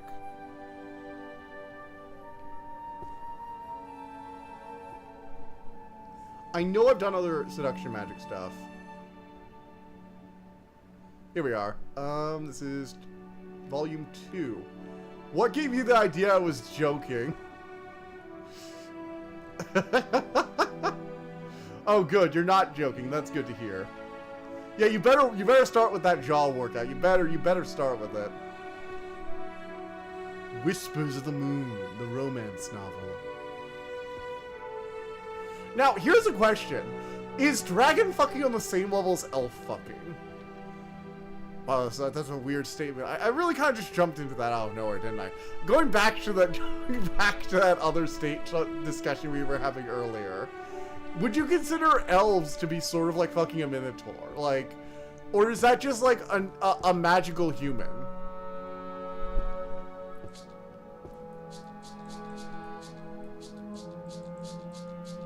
Okay, so hitting the number buttons is doing something. Find any volumes of the same tier and of the same title and organize them on the same tier. Practical necromancy. Let's keep going with this shit. I think I'm going to start looking for the necromancy books because I want to kind of see what happens at least tonight with like one set of full things, right? So let's try and find all the necromancy ones we can. But yeah, so oh man, there's just a lot of stuff, right? A lot of stuff out there. But no, I think fantasy is doing pretty well at the moment. It's getting very Freudian in here. Let's move on this topic of conversation. I mean, what kind of nerd consents like that just for it? Ain't dragons usually take me for a coffee first, and we'll see you in the next couple millennia? Don't check out D&D if you think that's how dragons operate, bud. You're not gonna enjoy the results. Half dragons are just a thing in that world, because dragons can be shape-shifting. Although, fun fact, dragons being able to shapeshift is actually pretty intrinsic to draconic lore. Like, when you're looking at dragons across history, right? Across multiple different cultures and you know, legends. Dragons being able to shapeshift, particularly into human forms at times, is pretty, like, well established. Dragons tend to be associated with stuff like that, weirdly enough. I don't know why. It's weird. Although they don't usually have kids with humans. Like, shapeshifting is a thing, but kids with humans, not as much a thing. Yeah, bard infestation, yar. I know the drill. I mean, not even just bard infestation, sometimes they're just lonely. Like, some dragons in D&D just get lonely. There's actually an entire dragon who, like, haunts this area of the sea. And I was reading about it the other day. And apparently her whole thing is that she's literally just lonely. And so, if someone goes overboard occasionally, or she, like, sees a ship, she'll just, like, grab a guy off a ship and, like, just bring them back to her lair and chat with them. And she just wants them to stay and talk with her. Now, if you're not her guest, she will try and eat you. But, like, if she invited you as a guest, she really just wants to talk your eyes off. And if you ask to leave, she will eventually take you back, but only, like... You know how Calypso is trapped on an island? And we're creating into the whole thing where, like, every time she gets somebody, they inevitably want to leave because they have other shit going on in their lives, and they're usually heroes pulled away in moments of crisis. Yeah, it's kind of like that, except they're just sailors who want to go home to their families. And she's just a lonely, like really old, lonely dragon who just wants a companion. There's also a dragon ghost called Miriam. We actually have a Magic the Gathering card based off her.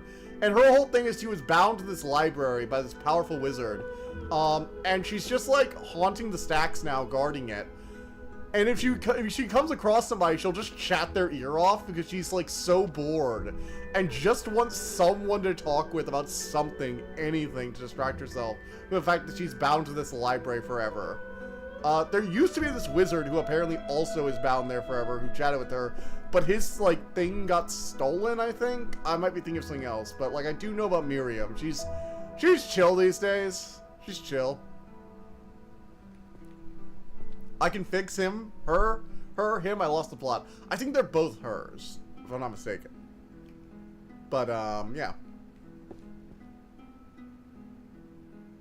Let's see. Compendium of Necromancy. 3, 4, 5, 6. Like, if you're an immortal living in a library, you definitely want people. I mean, what's the point of, like, being the custodian of a magic library if you can't, like, you know, help people find books and shit? Like, ugh. That would suck.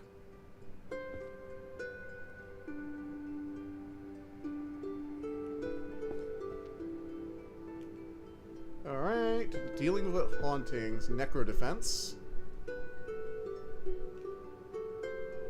Okay. Techniques for turning wandering ghosts into servants. 10 and 1. Compendium of Necromancy. Alright. How to deal with hauntings.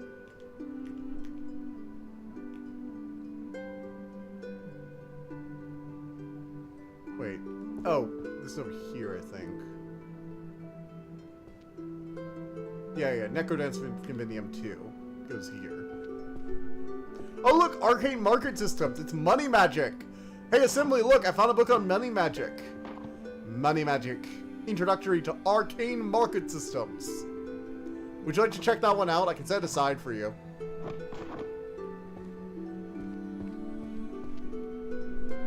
Or do you want to start with Volume 1? That seems like fair, right? You probably want to start with Volume 1 rather than Volume 4. Grand Compendium of Healing Magic. Oh, 8, not 1. There we are. Yes, please. He's very enamored with the Syndicate and their money magic. Money magic! Money magic! Alrighty. We're kind of just looking for necromancy books at the moment. What, really? Why do you need an entire book on studying specifically succubi? I've never understood why you would want to summon a succubi. Like, they're sex demons that devour your soul as, like, devour your life force as they have sex with you. Like, what part of that sounds enjoyable? Oh, look, we found Fluid Volume 4.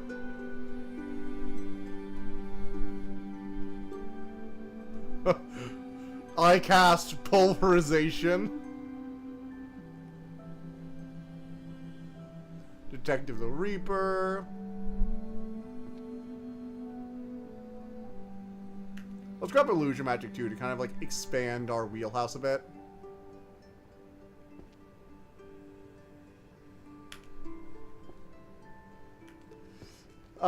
Digression throughout this book of amygdala that is about those creatures from Satellite City. You don't have to read it to have fun. You may just scroll through the book and witness. I do have it on my list now. I do have my list of things. I just have a lot of shit going on at the moment.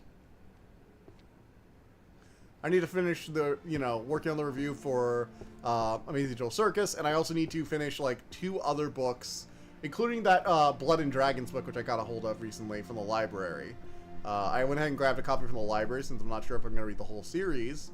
So, mental defenses and protecting the 4 senses. There we go. Rituals and Calling of the Dead. Let's do the Art of Hypnosis, though. Illusion Magic.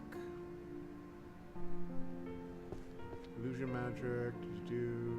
Oh, here we are. This is Book 9. We've almost got, like, a few of these filled out. If I see Compendium of Forbidding Relics, I might grab that, too. Zombies. More books on necromancy. Good, good. Infinite Hall. I love that there are entire books based around just, like, fucking with people. Like, the books on the manipulation and perception of time and the theory of crafting illusionary inescapable spaces is literally, I want to create a haunted horror house illusion and trap somebody in it. There's no other reason you'd want this other than to fuck with someone. Because there are definitely more practical ways, right, of keeping someone contained. This is just petty. This is just petty magic right there.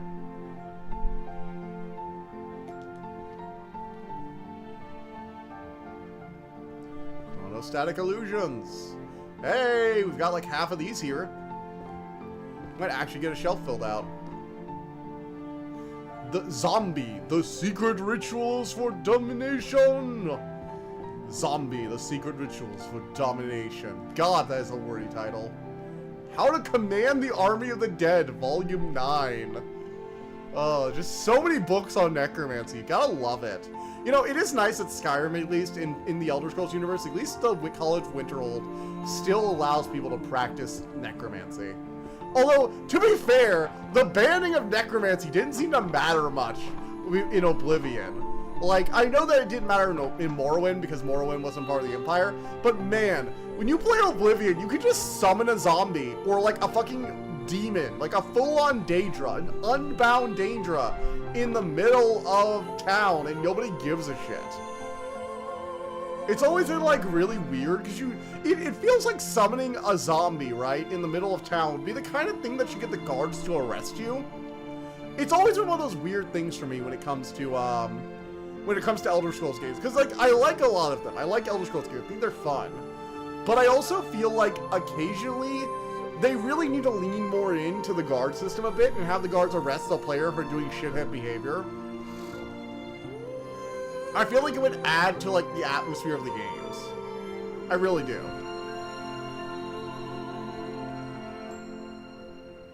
We're grabbing Illusion Magic and, I guess I'm grabbing these artifact books too at the moment, but I'm also grabbing Illusion Magic and Necromancy, because they're, like, right next to each other shelf-wise.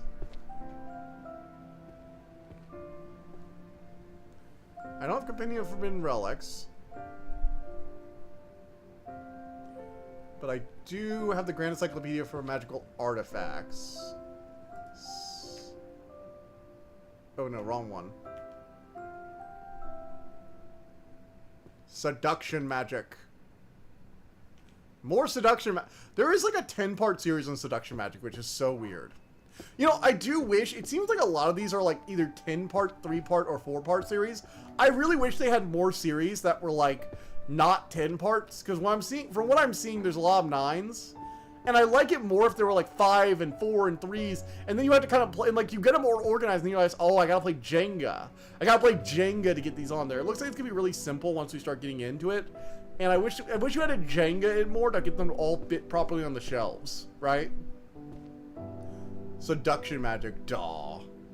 It should be called Roofie, the magic of, dear gods, anyone in this book is not someone you should date.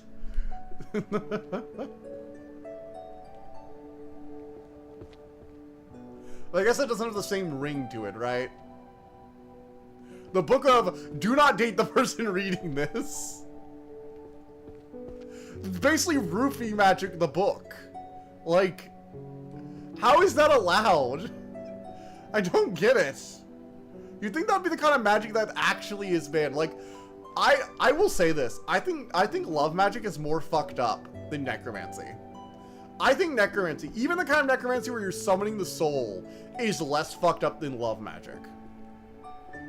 Because necromancy is at least like the temporary binding of a spirit. You're very unlikely, like maybe destroying a soul, fine, that's like black magic, right? Like destroying a soul, ripping them out of the afterlife and like destroying their soul. That's fucked up. But like love magic is literally stripping the free will from someone. It's messed up magic.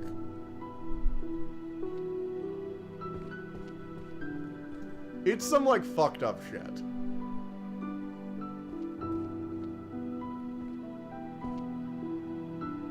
Like, hypnosis has other uses, right? It's not just about getting them to bang you. Or making them endlessly devoted. Like, illusion magic and hypnosis magic is all about sleep and dreams. And, you know, the Obi-Wan Kenobi, these aren't the droids you're looking for. But love magic has always struck me as, like, a particular kind of fucked up, right? Is it just me, or you guys? That's actually a funny premise. Take those concepts, make a world around where mind control and necromancy would be like black market book in the universe of dark weave stuff. Again, I don't even think necromancy is that bad. Like, I think, you know, I get why it's distasteful from like a certain cultural perspective, but I don't think morally it's that bad.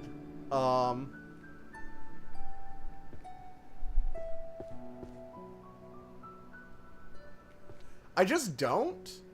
Like, yes, and the idea, if you're doing stuff with somebody's soul, that's a little messed up, right? Like, I can see why that would be banned.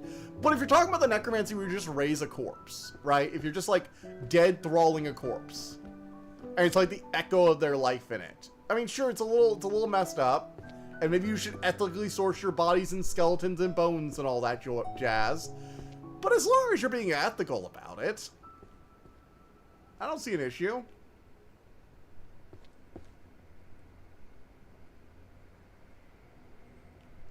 Maybe that's just me.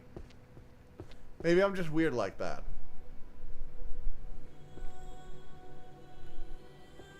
Seriously, I'd like to hear your guys' opinion. Like, do you think necromancy should be considered like a respectable type of magic? Or do you think it is like just generally abhorrent and there's no way to justify it? Like Liliana, I'd say is a somewhat, I mean, not ethical. I mean, she is ethical now. Like she wasn't always. I'll be frank about that. But she's a somewhat reasonable necromancer. And you know, the Lorehold are some of like the only non-black necromancers in Magic the Gathering. Like black is usually the color of necromancy, blue, black, and red. But red and white can be used to summon the memory of things, to the echo, raising the echo of what once was. Oh look, we got a book made of human flesh, or at least with like human flesh coating.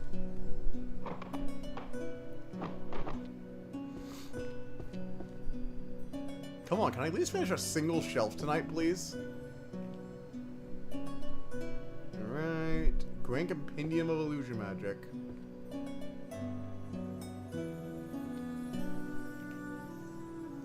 Introduction to Illusion Magic.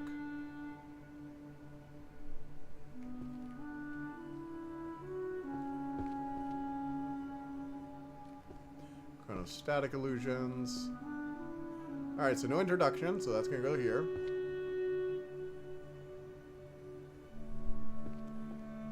Illusion and Necromancy. Come on, where are you? You reanimating rotting corpse. More morbid than that doesn't get. What if someone has seduction, necromancy, in one shelf? Oh, no. No, you don't get a I'm sorry, when somebody dies, they're allowed to say, fuck you, no. Please, no. Please, no. This is going to dark places. We're going to dark places now. Some magic circles and summoning syntax. I love it when like, you know, rune magic and summoning magic is considered like coding. I've always loved the idea because I always get the feeling that if I were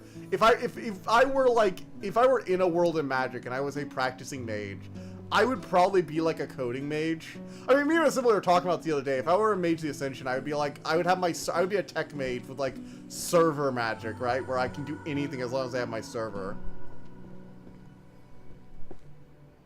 Alright, we almost have chronostatic magic like finished off. Why do stocks crash the moment I buy them? Because you sell. Because you buy things that you're expecting to like fluctuate. Don't buy stuff you expect to fluctuate heavily. Idiot.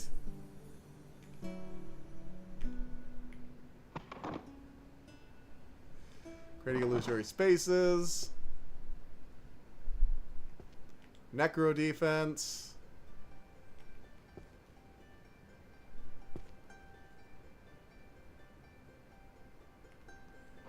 Which in the actual love potion.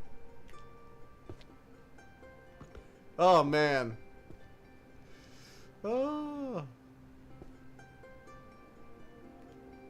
Got it. Can't sit into a single shelf, huh? POV ADHD at its fullest. Honestly, I've been doing pretty good, I feel like, of not getting too sidetracked and continuing on, right? Please tell me I have. I need the positive reinforcement. I'm doing alright, right? I'm not doing terribly. Art of Hypnosis. 7. Illusory art. Sovereign over the 5 senses. 1.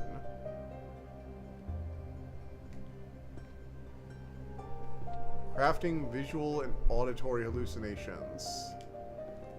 Okay. Dealing with hauntings will be over there. We're going back to necromancy real quick. Okay.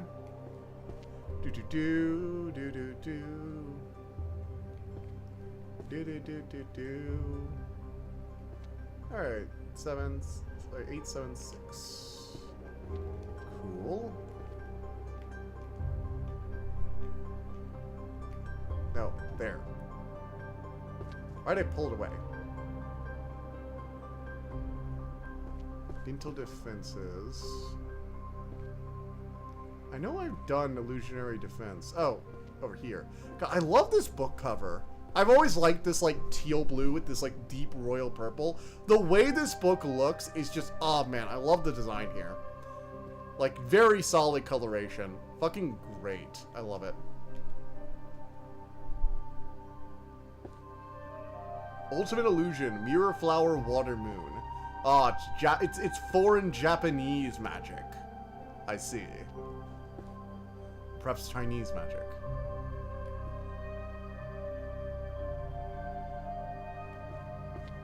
So this is Secrets of Domination for working with zombies.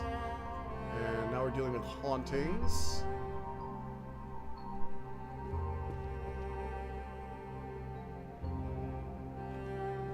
And like, I get it. Necromancy is a cool mechanic and soul magic makes us forget how potentially fucked up the kind of magic is. I feel like it depends on the type of necromancy, right? Because if it's the type where you're forcing the soul back into the body and it writhes in agony, you know, that's gonna be messed up. There's not really a moral way to do that.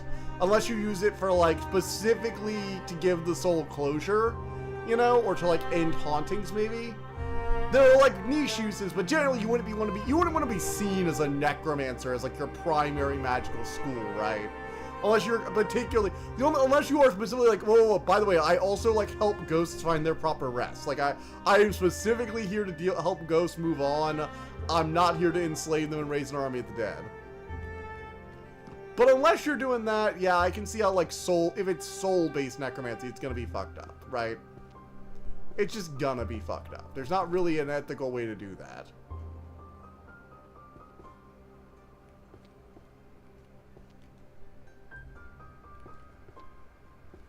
Alrighty.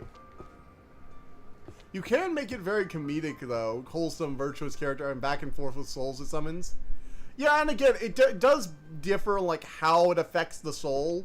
Like, it's just a call from beyond. Like, hey, I just need to have a chat real quick. Like, I mean, there have been weirder things. 3, 4, 5. 9. We really are filling this out, but man, we're not making tons of progress. I mean, we're approaching the 20%, 1 in 20. We've got like 1 in 20 books done. I might do a few, looking around, like organizing the stacks a bit, but I won't do like the shelving off screen. I feel like this is I feel like this is going to be a good cozy one, right? Like making progress on this. I might do another stream of this, and then I might like hold this off. This might actually be a good game to play in small bursts, like 1 or 2 sessions of, as like an in-betweeny game, or if I just want to chat with you guys a bit more. Because you know, I don't want to think too much. I don't want to pay too much attention to the game. It's very like secondary. It's very second monitor game kind of, you know.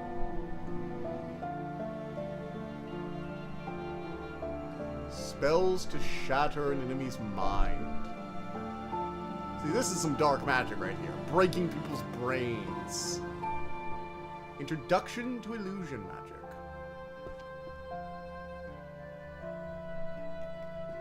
Okay.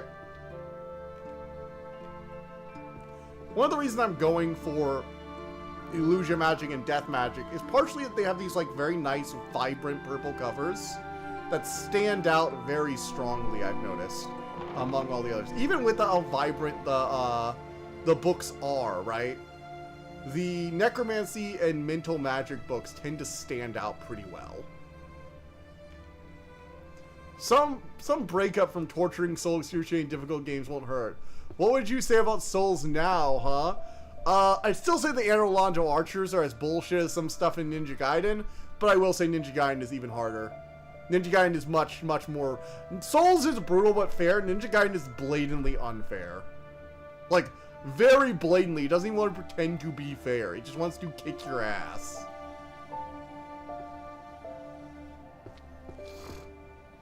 Oh, we got some more chronostatics.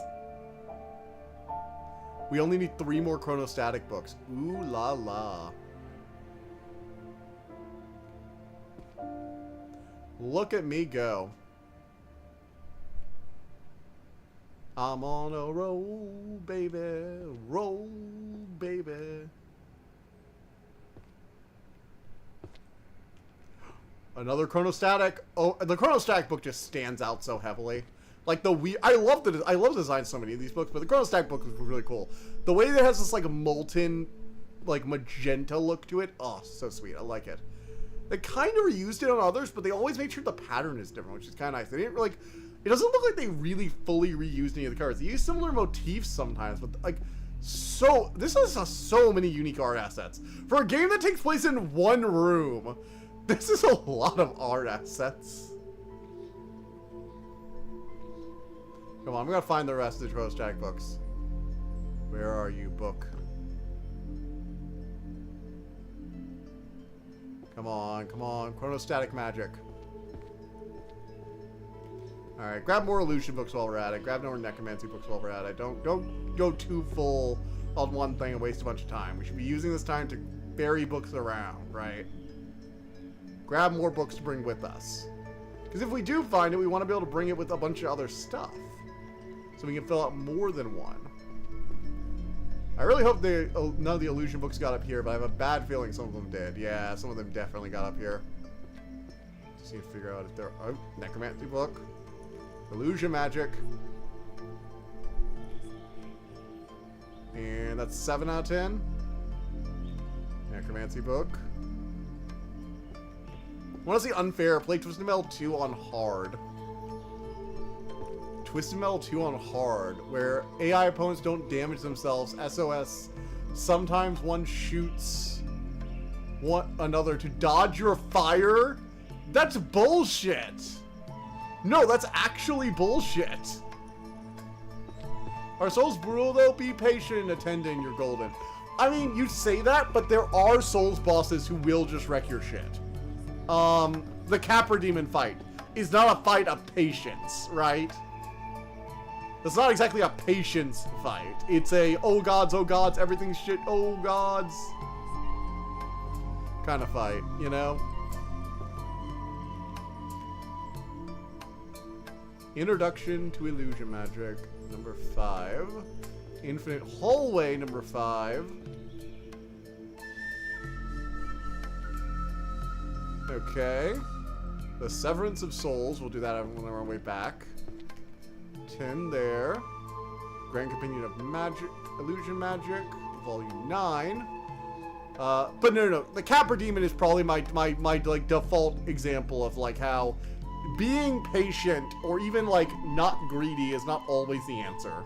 Because holy shit, the Capra Demon fight. Boy, oh boy. Lock me in a small room with 3 small enemies.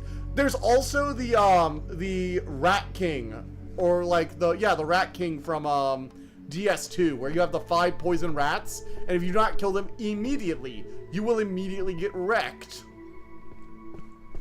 So I'd say there are plenty of fights where you do have to play very proactively and aggressively to not get steamrolled.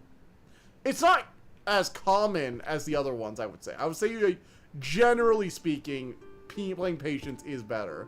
How most of the time defend pace, Ninja Gaiden's trying to outdo you, yeah.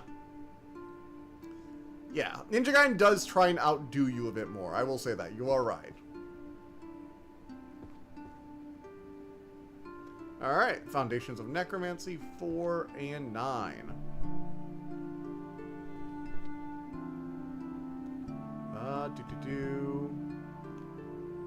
Man, taking this long just to fill one shelf, I swear. To be fair, books are everywhere, and I really should be trying to get, like, things more stable, which is why I'm grabbing, like, a few different things and not just trying to look for one particular thing, because that wastes a lot of time when we could be clearing things up, because if we just grab a bunch of... If we grab for, like, 3 different shelves at a time, we will still be making, like, specific progress, but we will also be slowly, clearing way and making it easier to find other books. Okay, more necromancy, more necromancy. I'm saying this as someone who loves Souls, yeah. Oh yeah, I love Souls too, but I agree, they do have some of those problems you've mentioned.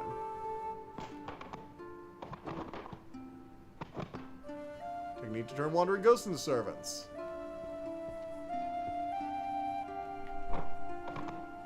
Secret applications or targets for holy magic. Hey, would you like to know what you can point God's Ray at? Encyclopedia of Magical Artifacts. That looks like something I can do right over there too. Grab a magical artifact book every once in a while.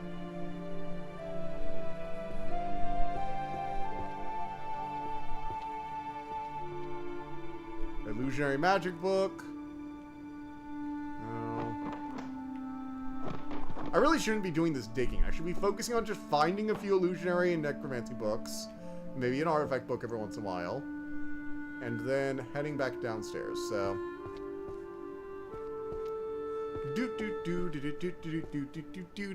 I wonder if I do this long enough, will it actually turn to night? Wonder how long it takes for it to actually... Because I said it so it will actually eventually apparently turn night outside. So I will be doing this overnight. Oh...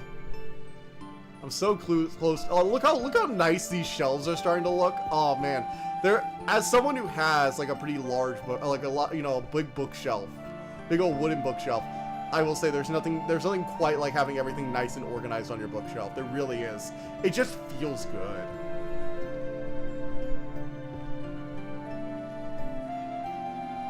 Realizing that's exactly, I'm not going to call them problem slider, not offering difficulty slider, because then the experience falls apart. Not even do you value difficulty as when Souls, you kind of realizing why it's best whenever difficulty is blended into the appearance. I think difficulty options can be well done. I prefer it when there isn't one, but I do understand the Devil May Cry kind of like, I want more difficult mode. I just think there should be a mode that the difficulty is balanced around, and I also think difficulty shouldn't just be increasing the damage slider so enemies are tankier. One of the things that actually one example of difficulty that was really good is Stalker. So in Stalker, you do more damage, but you take more damage too. Like, everyone does more damage. And the result of this is that there's less room for error, but it's actually easier to kill enemies. In fact, some people actually recommend playing on hard mode to start, because you're able to kill people quicker, even with your pistols.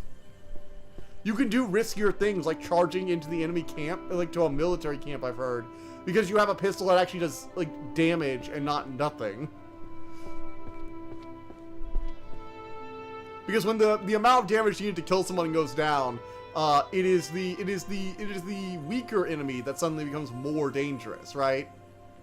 And so what it does, instead of making the bigger enemies even tankier, right, it makes even the small enemies something you have to pay attention to, which I think is that's a more engaging way of doing difficult, of trying to make it so there's less margin for error as opposed to you just have to do this longer.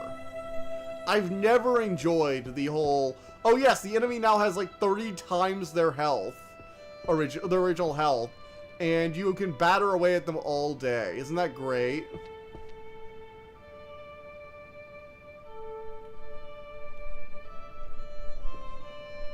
If you do want to make adjustable difficulty, do what Daytona does. Heavier tires, make your car sturdier, provide traction. But you can confidently snap into quarters, yet you lose one acceleration ability to turn. So add more complexity to your, like, build loadout for the car, right? Yeah. Making you have to deal with more factors, more complications. I like stuff like that. I do. Thief also has some pretty good difficulty, where, like, there will be more stuff you have to steal, right? You have to steal more treasure, you have to go to secret rooms, complete secondary objectives. I've heard it referred to as a lumberjack simulator, just chopping trees. Yeah, I hate difficulty games like that. Because I as someone who likes difficult games, right, I've been recommended plenty of difficult games. And when someone says, oh yeah, it takes forever to kill, like, the first boss, you have to, like, go, like, 30 minutes of uninterrupted, like, you can't even get hit gameplay, and I'm like, that doesn't sound fun. Part of the fun with Souls games is that you can become a monster. Like, a Souls game will beat you the f up. I remember when I was playing Elden Ring and I did not have enough vigor. I am now a big vigor proponent. You need to have vigor in your builds. But I remember when I was first playing without vigor, and I got one shot by Radahn's arrow attack. And so I spent, like, hours trying to run, on stream I might add. This is online forever, I can never get rid of it. It haunts me to this day, because I'm now so much better at the game. And my first playthroughs of both the DLC and the game is all anyone will ever see. But the Radahn fight where I was getting one-shot snipered, instead of going and actually, like, building up vigor, I just, like, kept my really glass cannon build, and I really should have just added a bit of health, man. But yeah, I think games where you're doing this, where you're making the game more challenging without necessarily making it longer, right? Because, like, more challenging doesn't have to be less fun. It actually probably shouldn't, in my opinion. Alright, mental appendages, more illusionary books.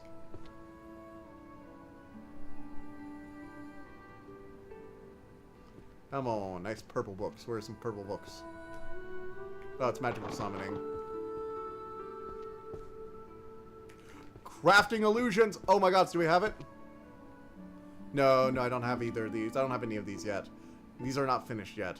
Shit, we're getting down to the wire. Can I complete a shelf in time? We're getting closer. We have, like, several shells we've gotten really close on, right? What that thief does is that objectives, like take care of other thing. In an expert, you're condemned for killing anyone, cutting down greatly your combat action. Daytona is more like go and decide what brings you more struggle and negate it through loadout fitting your style.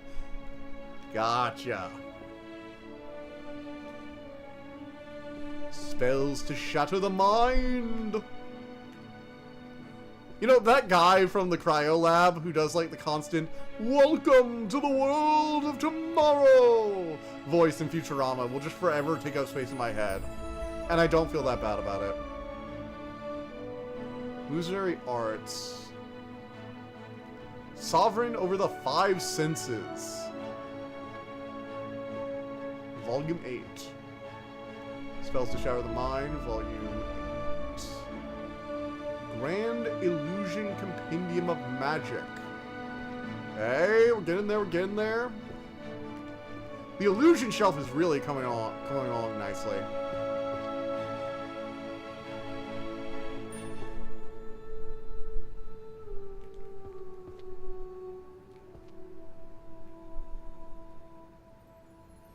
Rituals of Calling the Dead. Enigma of Necromancy. That's ritual design. Oh, it's for practicing the necromancer. Why am I throwing that away? Nope. We need all the necromancy and illusion books. I love how I'm shelving the magics that I've already, like, outright stated are somewhat unethical, if not outright unethical, first, for some reason. Seduction magic, the most evil book.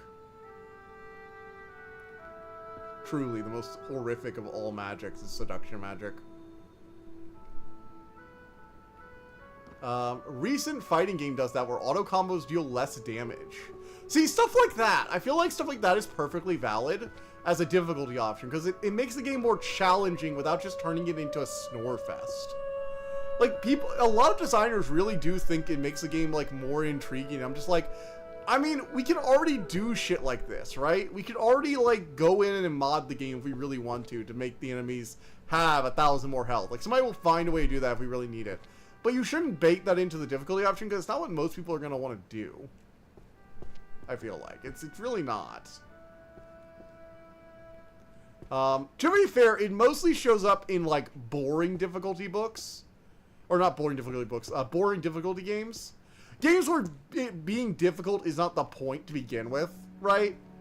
Call of Duty is the, you know, prototype example of this, right? Where it's like, hey, this is not really a game designed to, like, stimulate the brain, so to speak. It's designed to turn your brain off and watch things go boom for a bit.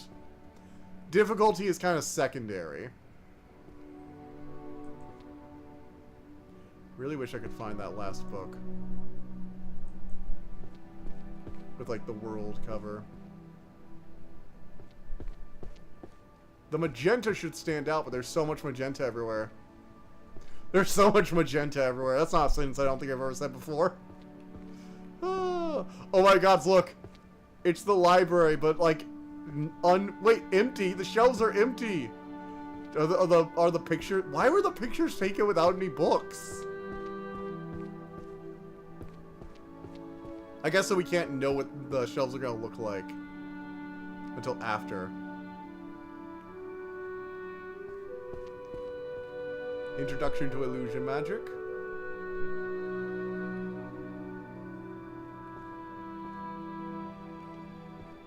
Foreshadowing? I really hope this doesn't end with a fairy coming in and just, like, undoing all our hard work again. That would make me cry, I'm not gonna lie. I would be so upset by that. Like, unironically, I would actually, like, want to cry.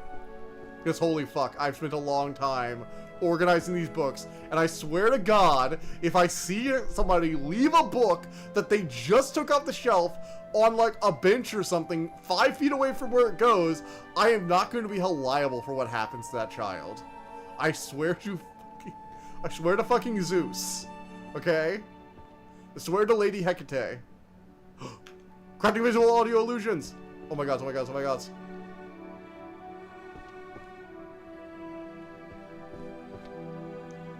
Ah! We have like 2 left there.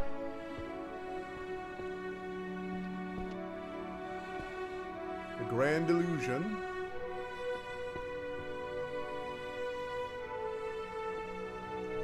One of ending being fairy comes in, slaps you in the face, extends arm, throwing all the books on the shelves like...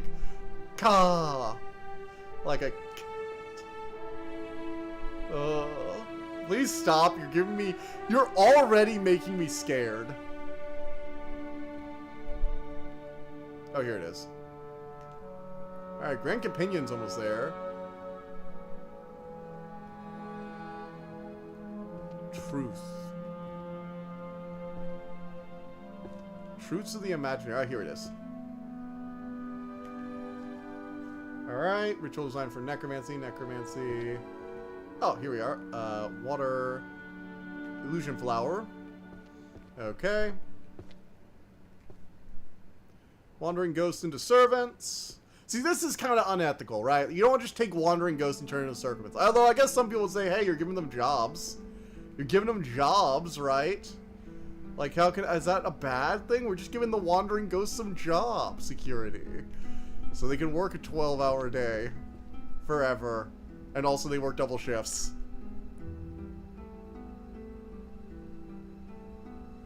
Beginner's Guide. I'm gonna Nope, we already have a spot for this. Beginner's Guide to Necromancy. Oh, wait, right here. Also, this one not there. Rituals to command the dead. Rituals of calling. Oh, here we are. It's 5. That would be hilarious, though. It'd be very demoralizing. I don't think that'd be good. I actually don't think that'd be good, because it'd be very demoralizing. This is a game that's all about putting things neatly away. Now, if there's an option to, like, go on break, right? And it's like, by the way, if you leave, they will ruin all your hard work. As long as you get, like, fair warning before you activate it, I think that's fine. But I think just, like, doing it the moment you finish without letting you give time to bask in your glory, it would be a really dick move. It would be a very, very dick move for this game.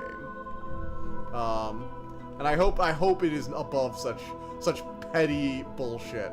Then again, we are dealing with Merlin.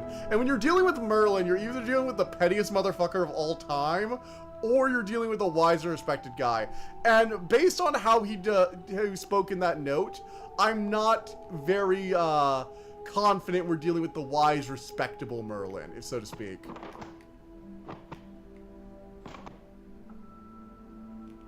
Introduction to Illusion. Alright. More.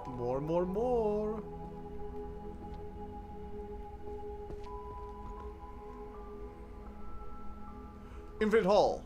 There we are. More illusion books. We're gathering all the illusion magic stuff.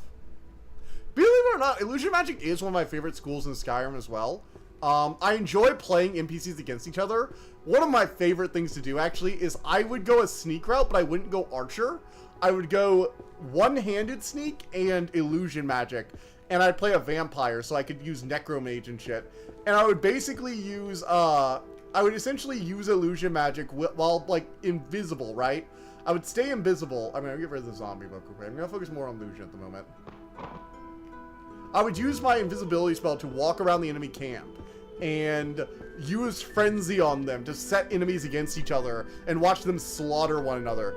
It is so satisfying turning, like, zombies and shit against one another, or turning, like, the zombies against their creators, right? It can't just be me. I know there have to be other people who enjoy doing that. It's so much fun. And you don't even have to worry about fighting. You literally just sneak around starting shit. Like you're like the magical version of like a fucking mean girl, right? Just like a constant shit stir. And by the end, there's like a single guy surrounded by his dead comrades. I really wish they do the Arkham thing where the Arkham inmates would get, like in the Arkham games, where they get like really twitchy and paranoid as they got less and less people. I feel like it would add a lot to the game. Oh man, we're so close. We're so close. I know we're almost at time, but I really want to see if I can get this at least one shelf so I can figure out what happens when we get a shelf. We have like so close. We just need to find like one of like several books now.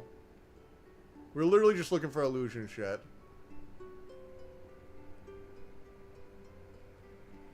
We're basically looking for any illusion magic stuff we can find. Come on, we gotta have one of the illusion books. I know we've got to be able to find one of them now because we've got like several, and I really, really want to see what happens, even though this is an inefficient way to go about doing this. Illusion Magic Workshop. Keep going on there.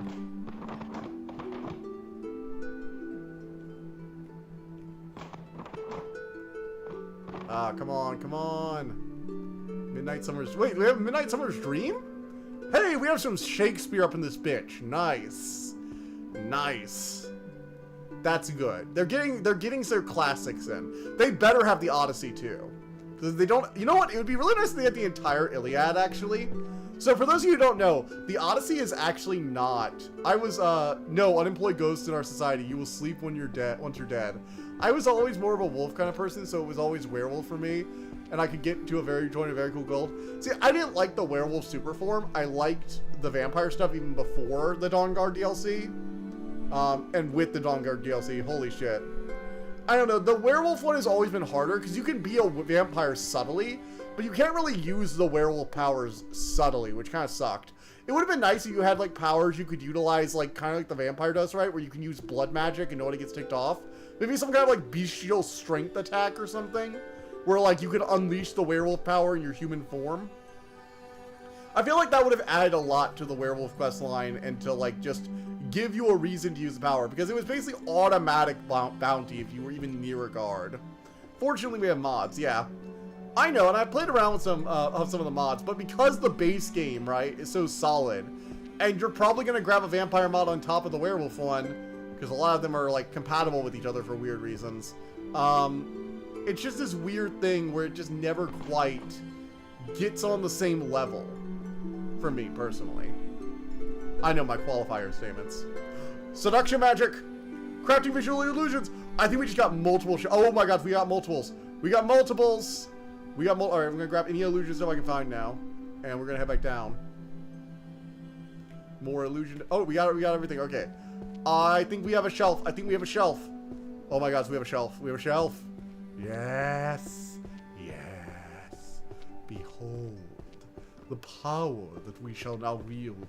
We have completed an entire shelf, I think. In just a second, if I'm not mistaken. Oh, man. Alright. Oh, well, seduction magic is a no, actually. We need more. We need one more for seduction magic.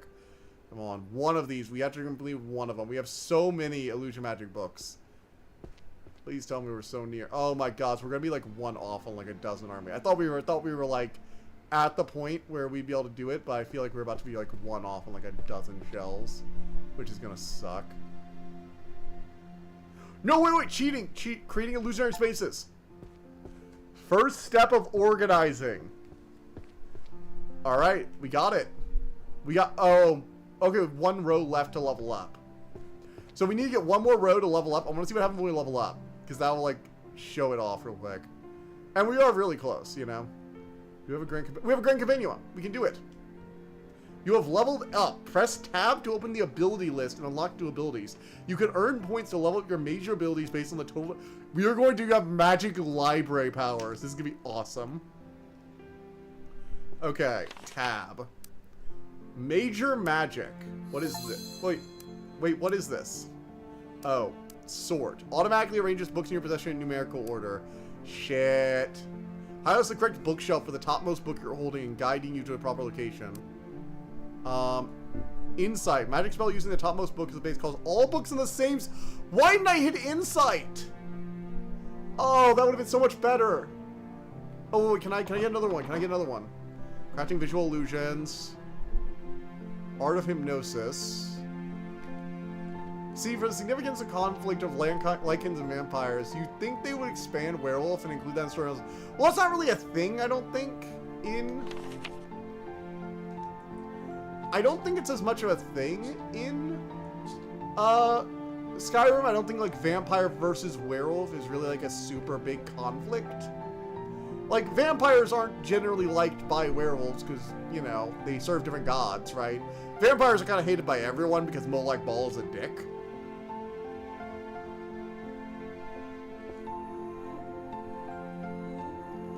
Like even some vampires don't like their patrons, so like of course everyone else doesn't like them either.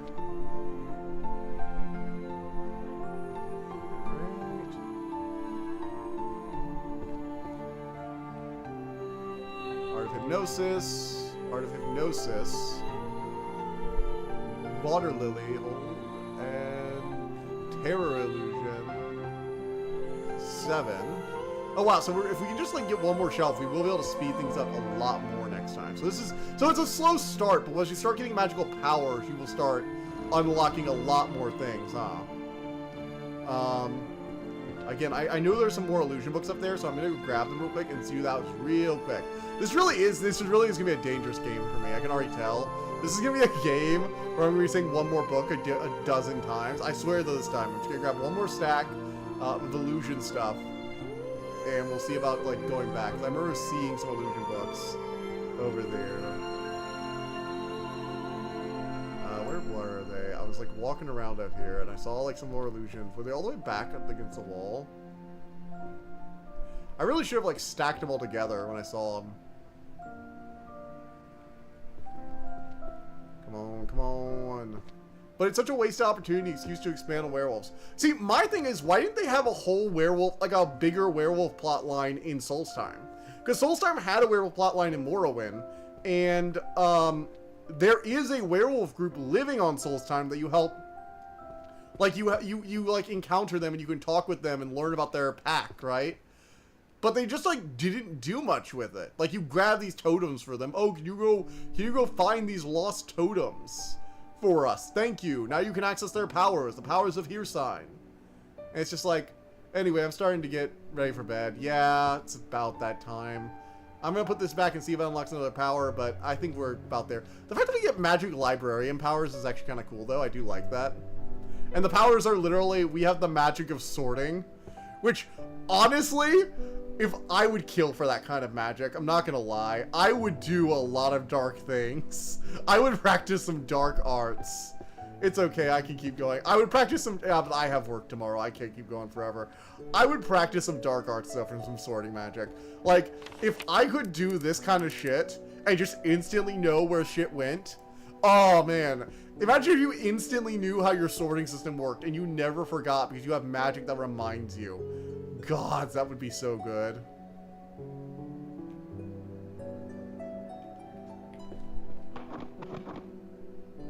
That would be so good. Like, just as a vibe, right? Of just being able to go like, oh, I don't know where this goes. Magic! Oh, right, it goes over here. Okay. Man, it's like a book catalog. It's like a library catalog, but on steroids, right? But yeah, I think this is a good start. You know, we're making progress, right? We're making progress. So I think I will see you guys all next time, and we will probably be continuing our Mouse PI for Hire game, which is gonna be a lot of fun. So yeah, I will see you guys then. Bye.